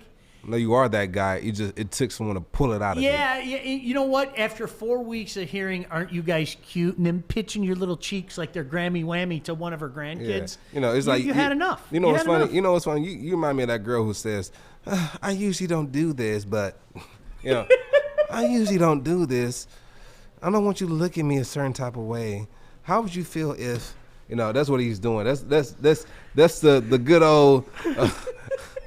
The good old I'm innocent. This is not my character. This is not my character, but that's pretty much what it was. That's pretty much what it was. I mean, the only thing missing was me flipping him off. That was really so. In case you don't know what Joik's talking about, Wayne State was the last team to get into the playoffs in 2011, and everybody thought that they would go to St. Cloud and get crushed. Oh, you're so cute. What a nice little story. You finally got in the playoffs. And so they went to St. Cloud and actually crushed them. Well, surely we were going to go to Nebraska and get our butts kicked because this was a high-flying Nebraska Kearney team, and they went to Nebraska and kicked the crap out of it. And then they were going to go back to Minnesota and lose to the eventual national, or the previous national champion in Minnesota Duluth, and they knocked off Minnesota Duluth. Right. So by the time we got to Winston-Salem, I have no other way to say it. There was this guy, this mountain of a man, cocky with all his championship rings on his fingers and everything, and we're doing an interview. Out of respect, somebody says, the broadcaster one team says to the broadcaster the other team, "Can I get you on my pregame show?" Well, sure. I'm getting ready to do my own broadcast, but right. Yeah, no problem. I'll go on and everything. So to me, Joik, it's like, here, let me give you an example. When we have Eric Ebron on, Eric Ebron is doing us a favor. I'm going to respect Eric Ebron. Okay. Period. I don't care who the guest is. If they are making the decision to come on the show, I firmly believe you show that person respect. That's just me. Maybe I'm old school like that. I don't care if it's one of the biggest perceived villains in the history of Detroit sports.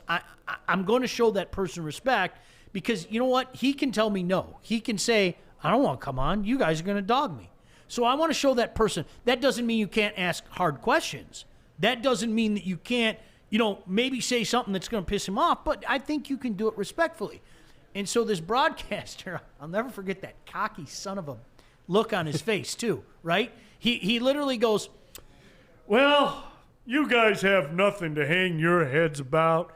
You had one heck of a season, and, hey, listen, we're unbeaten, and I go, well, golly gee, I hope we keep it closer than 28 points. And like there was that moment of silence, like he was.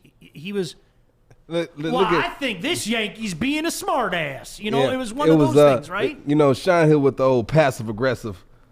But I was little done passive with aggressive. it. Seriously, Joy, I was done with it. By that time, I had heard it so much, and he's going, "You all don't have nothing to hang your head about." And I go, "Oh, was it? Did he have that? He had the cowboy. He had the Carolina tang. He had that Carolina tang." So I go, "Well, golly gee, I hope we can keep it, within 28 points."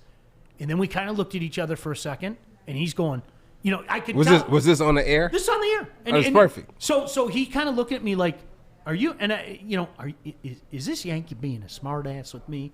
And I go, there's a Yankee. I go, there's a reason. A little yanker. There's a reason that these guys are here. They've gone on the road and they just won 3 games in a row on the road. Got some good boys there. Two of the games they kicked their ass. Like what are we talking about here? So Joik, as fate would have it, and I can't show people. There's, as you know, in broadcast in press boxes, Art, the glass behind you, like show your camera right now. It's almost like it flashed to Art's camera. It's almost like the thing separating Art and the guy in the next window. There's that window separating us. Right. So when they made the play to win the game, they knocked down a 4th down pass to win the game. Yeah. Instinctually. Was that an end zone? No, it was about the 45-yard line. They weren't even close. I mean, so, it was 4th. I think it was 4th and 11, and they bat down the ball. My first reaction, because I see this cocky guy next to me, my first reaction was to say, "There's for you," So he's doing his broadcast, and he's literally sitting there like this. I'm not joking. He's like that. He can't say anything. I leaned over and I went, boom, and nailed his window, right?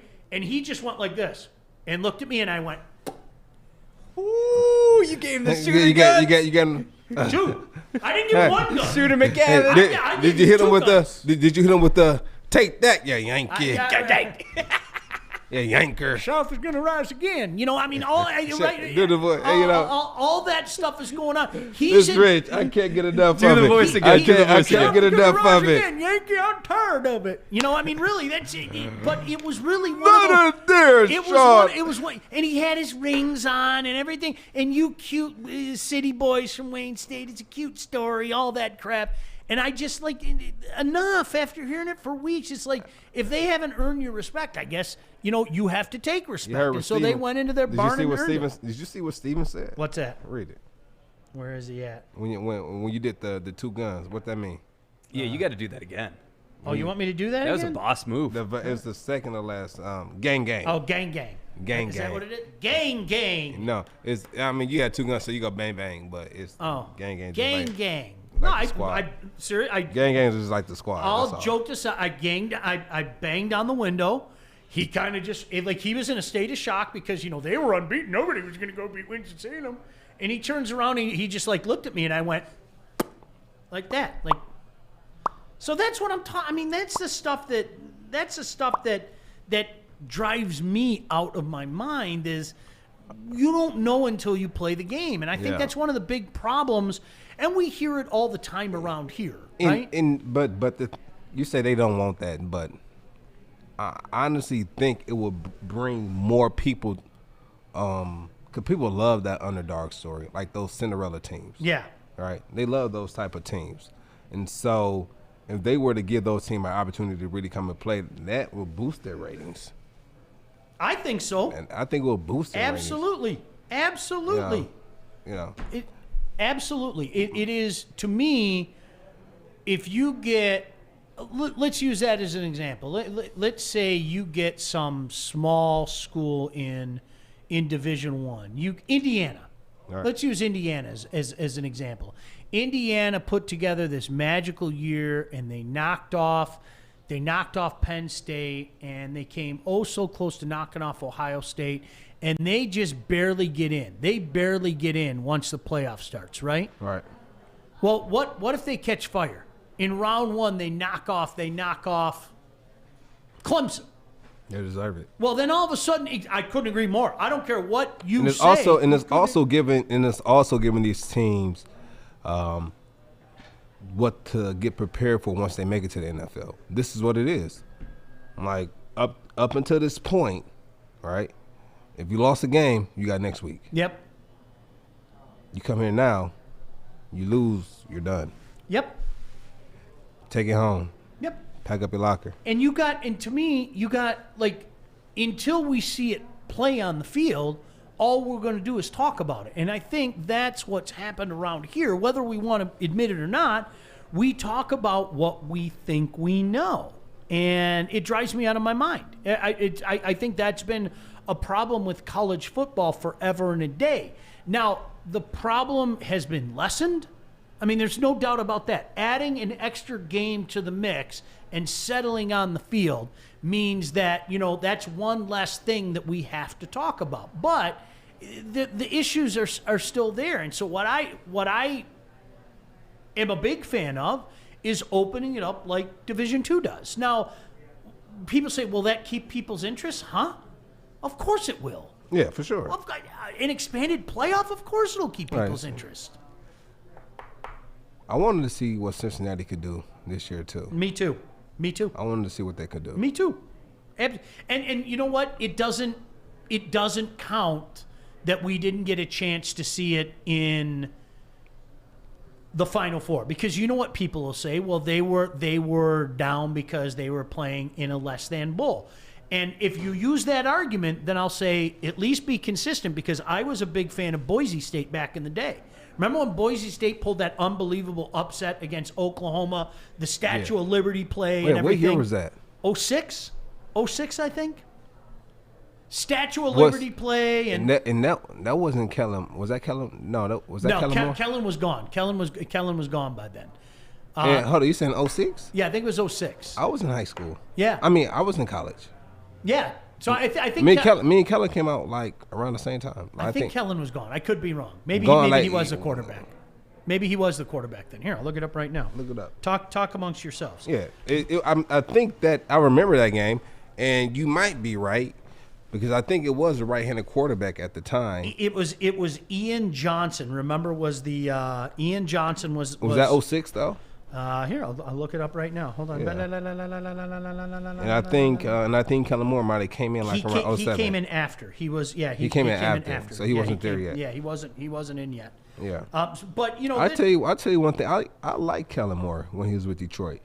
Me and him would make magic every preseason. That was my guy in preseason. For real? That was my guy in preseason. Me and him would make magic in preseason. Yeah. Yeah, so it was 06.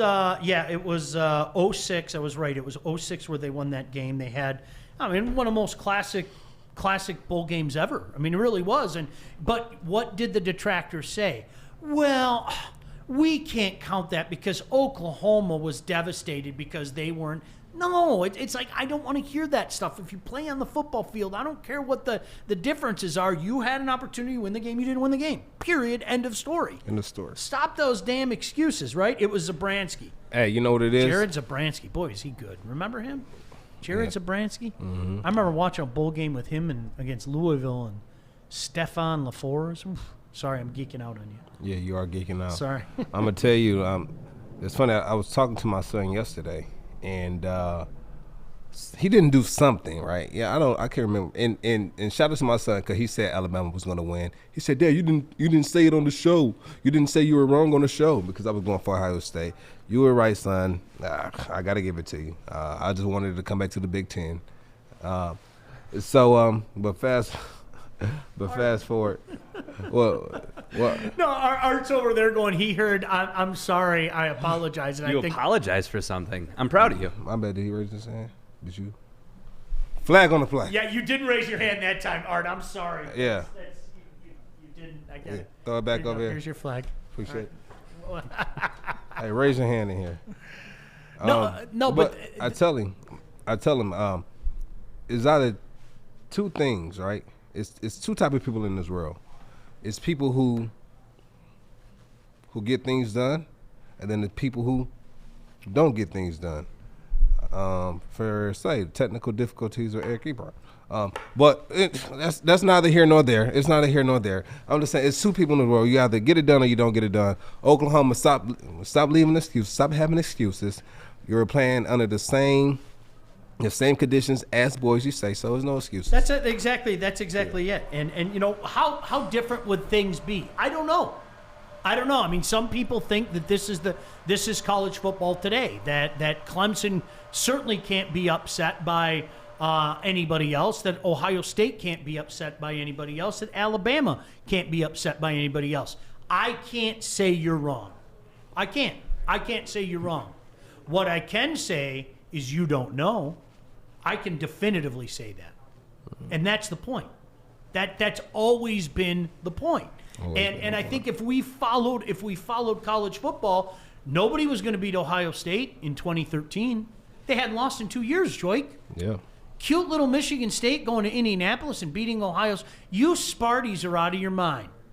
Double-digit win later, Michigan State's going to the Rose Bowl, right? All right. You're not going in. Wait a second. Michigan State, you think you're going into Columbus on a November day with your backup quarterback and you're going to beat Zeke Elliott and Ohio State in the horseshoe?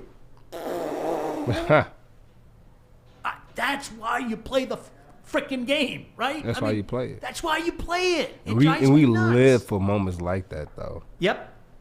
We live. We play love it. better. We play better as athletes with that type of pressure, for the most part. Yep. For the guys that's built that way. Auburn's not beating Alabama. Nick Saban's the greatest coach in college football. Ole Miss is going to beat Alabama. Are you nuts? It's why you play the game. So, to all the people, the way the system is configured right now, I can't blame you for thinking that way. I cannot. I mean, I don't know definitively if it's going to change anytime soon, but I can't blame you for thinking that way because it is the usual suspects. It is. And LSU pops up, maybe in Oklahoma gets cute, pinch their cheek and all that, but I can't blame you for thinking that way. But what we don't know is would they be able to do it 5 games in a row? Would they be able to do it to 5 games in a row? All right, listen, we're going to take a quick break. When we come back, talk a little bit about Michigan basketball. I'm going to say it again. Guys, if you're not paying it, this team is absolutely, positively legitimate. They're fun to watch. Juwan Howard has done a tremendous job. Don't forget, Juwan Howard has a great team on the court right now. And, oh, by the way, as an added bonus, he also has a pretty highly recruited recruiting class coming in as well. Don't go anywhere. Glad you could join us Wednesday. Joik Bell, Sean Baligian, Woodward Sports.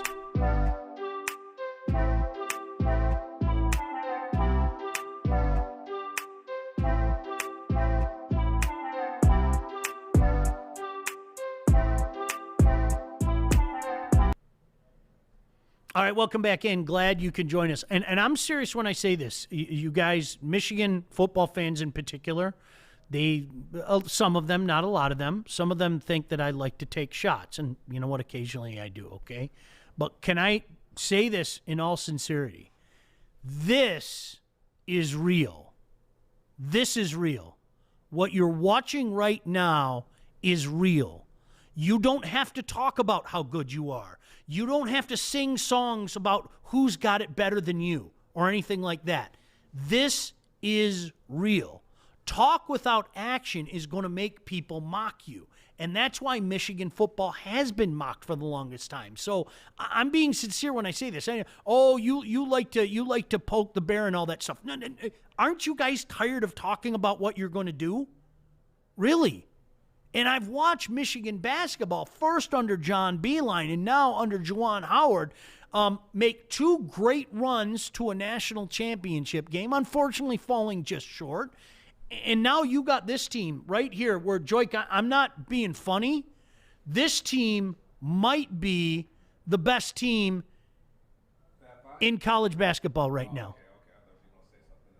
All right, turn on Joik's mic. I think I didn't hear Joik's mic. Is Joik's mic on? All right. I think he's upset. Oh, there it is. No, you're definitely on. Oh, okay. Yeah, I would sabotage the show because I'm upset. I'm not upset. Yeah. No, I have no idea what it is. I can hear you through here. Okay, I can't hear him, so whatever. No big deal. But, to me, and it's funny because somebody said this, Beeline had them in the right direction. Howard has put them over the top. Yes, this is real. Like, Joik, do you understand what I'm saying? For all the talk about what Michigan football is going to do, okay, we've waited and waited and waited and waited. And we've waited. First, it was going to be Brady Hoke. You wait and see. No, he's got it right. Then it was Jim Harbaugh is going to win. And I'm not taking shots here. I'm talking factually. It was always this, right? They're letting their actions speak louder than their words. And that's what I loved a couple of years ago. I don't know if you guys remember this. Shut up.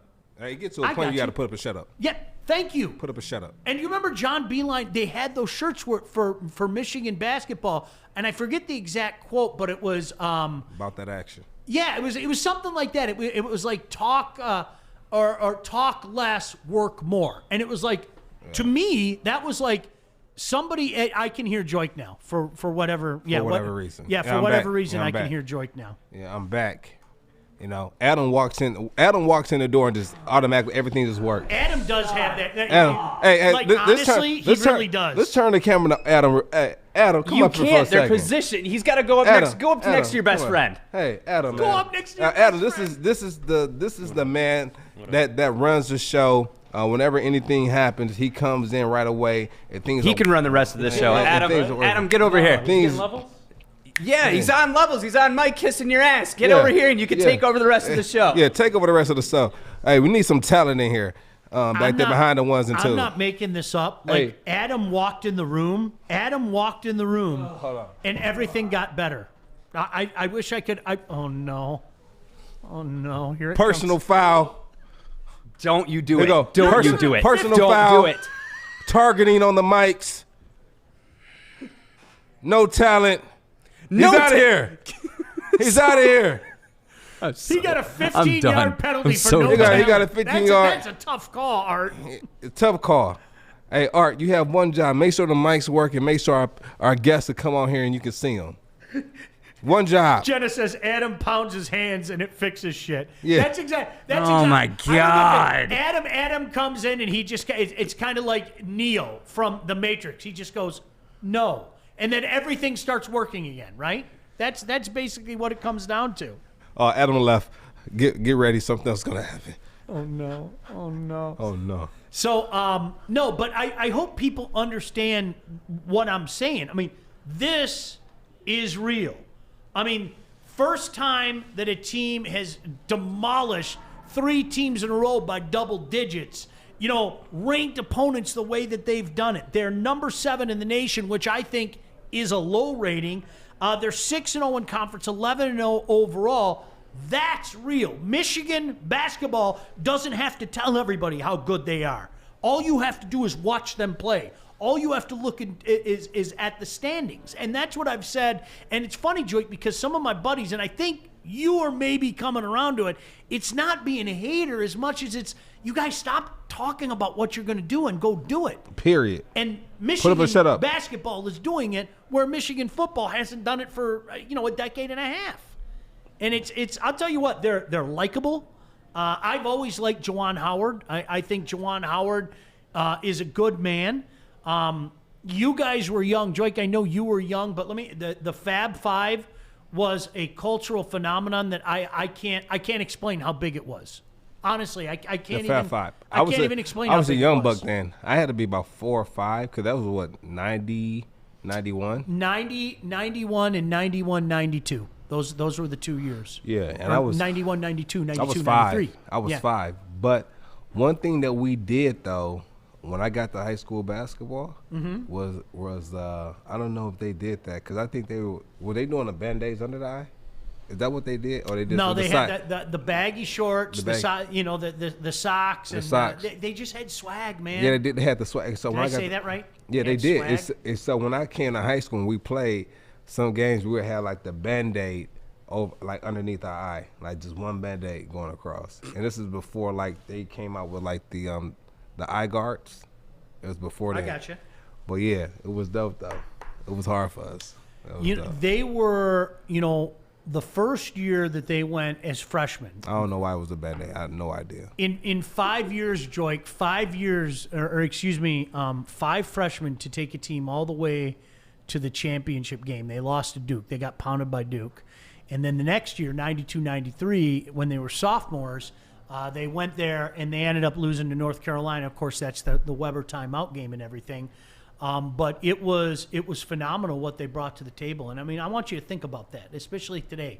5 freshmen led a team to a championship game. Now, they weren't going to beat that Duke team. No way, no how. That was a great Duke team that Krzyzewski had and everything. But it was phenomenal. But long story short, listen, I'm not writing any checks yet for Michigan, because the college basketball tournament, unlike the college football tournament, is you have to prove it on the court. You have to go out there and play the games. I can't sit here and say, well, I know Michigan is the best. And in college football, that logic works. Michigan basketball is going to have to prove it. All I can do is judge them on what they've done up to this point in time. And you know what? I think they look like the best team in the nation. I'm serious. And they don't have to tell you how good they are. They went and showed you last night by beating a damn good Wisconsin team the way they beat them, It was a good team. I mean, they were ranked number 9, and that was a convincing win. Double-digit win. You have a team that goes out here and proves it. On the court, no talking. You got the players who they might chirp a little bit. But that's the great thing about this game, especially in college, right? Especially in college. But for them to be doing this well and having this much success, it might be good that students aren't, can't go back to school yet because no telling what type of distractions will be around them. Yeah, that's exactly it. Yeah, that's exactly it. So it is pretty stinking cool to watch them do what they do. Of course, per usual, you know what's everybody talking about? Woodward Sports says, Joyce, say something nice about art. Can you do that? Yeah, I could. Like, we have 3 more minutes. Like 3 more minutes. Just let's get through this show. Okay, I'll say this. I like how Art keeps a positive attitude when he keeps messing up. I hate you so much. I literally can't stand you. Well, it's a compliment. I love your positive attitude when you can't get things right. Just yeah. I got it rolling. Hey, I'm smiling. Hey, you see that? I'll get it right. Adam! Adam! Come in here, buddy. I did something. I hit a button and did something back here. We can't get Ebron on. But hey, I'm smiling. I'm done. I'm ready to. Can we end? Are we good? We went on 3 minutes early. Let's wrap up 3 minutes late. It's like whenever anything hits the fan, Adam. It's almost, Mom. I'm on my first week of doing this. What do you expect me to be, a wizard? What's Steve Eisenman say? Whenever Adam comes in here, everything's gonna be okay. Daddy's home. Yeah, that's what McCarty said about Eiserman. Hey, don't worry, everything's gonna be okay. Everything's gonna be okay. Dad's home. Yeah, I thought that was a great. Hey, be gone. His head's gonna pop. It's inflating. Just all the ego now. Thanks, guys. Now I get to deal with that. Look at you don't get to deal with that when you leave. Look at that. Grammy Whammy said, "Good show, guys." Oh, hey, Grammy Whammy's what? Good show. Did you hear your grandson? Thanks, Grammy Whammy. Love you. Don't get him any buttered biscuits at all. He's been bad. Terrible. First of all, it's not butter biscuits. Like, what are you talking? It's butter roll. First of all, and that's another thing. Just never get. But look, he's positive though. He messed up again. But look, positive attitude. Look at him. He messed up again. Look at him smiling. Oh my goodness! All right, listen. Smile through the pain. I'm gonna call my boy Scott. Let's talk some NFL draft tomorrow and some guys that we'll have him come in again, Joy. That was a good conversation when we had Scott in here. So, Yeah. Bish, if you're watching, guess what? I'm going to call you and ask you to come in tomorrow. So hopefully you can join us. Hopefully we can catch up with Eric Ebron again at some point in time. Maybe when he gets back home, we'll try to reconvene. But we have some more guests with Don Carey tomorrow. Don Carey tomorrow. Yeah, Good. Don Carey tomorrow. All right. Friday we have Double A. We have Amir Abdullah. Good. What else do we have Friday, Art? We have a couple on Friday, don't we? Yeah, Art? we have one of Art's favorite, and you're welcome. No, you said you guys are gonna interview Clarissa, which I'm happy about. Clarissa that. Shield. Okay. Yeah. But he's like, I got something good for you, and I was like, oh, awesome! You got me an interview. No, we're doing it on my show. Yeah, we're doing it on my show. Thanks, Joik. Wow, I can't wait to produce that and not ask a single question because she can't see my hand raising. But you can ask your questions through me, so you give it to me. I don't want to talk through you. I'm my own man. Write it on paper, and then we'll, I'll see what Write I it can on get paper in. when we might use it. Write Get it out on- of here. If he writes something on paper, give it to me. You know what I'm gonna do? Wrap up the show, Baligian. We're done. By the way, Hey, listen, this is Drake Bell. This is Sean Baligian here for the Baligian the Bell show. We have Art behind the 1 and 2s, but it's really just the 1s because he doesn't know how to work the 2s yet. We'll catch you guys tomorrow. Tune in. It's going to be a great show, and we're out. Gang, gang.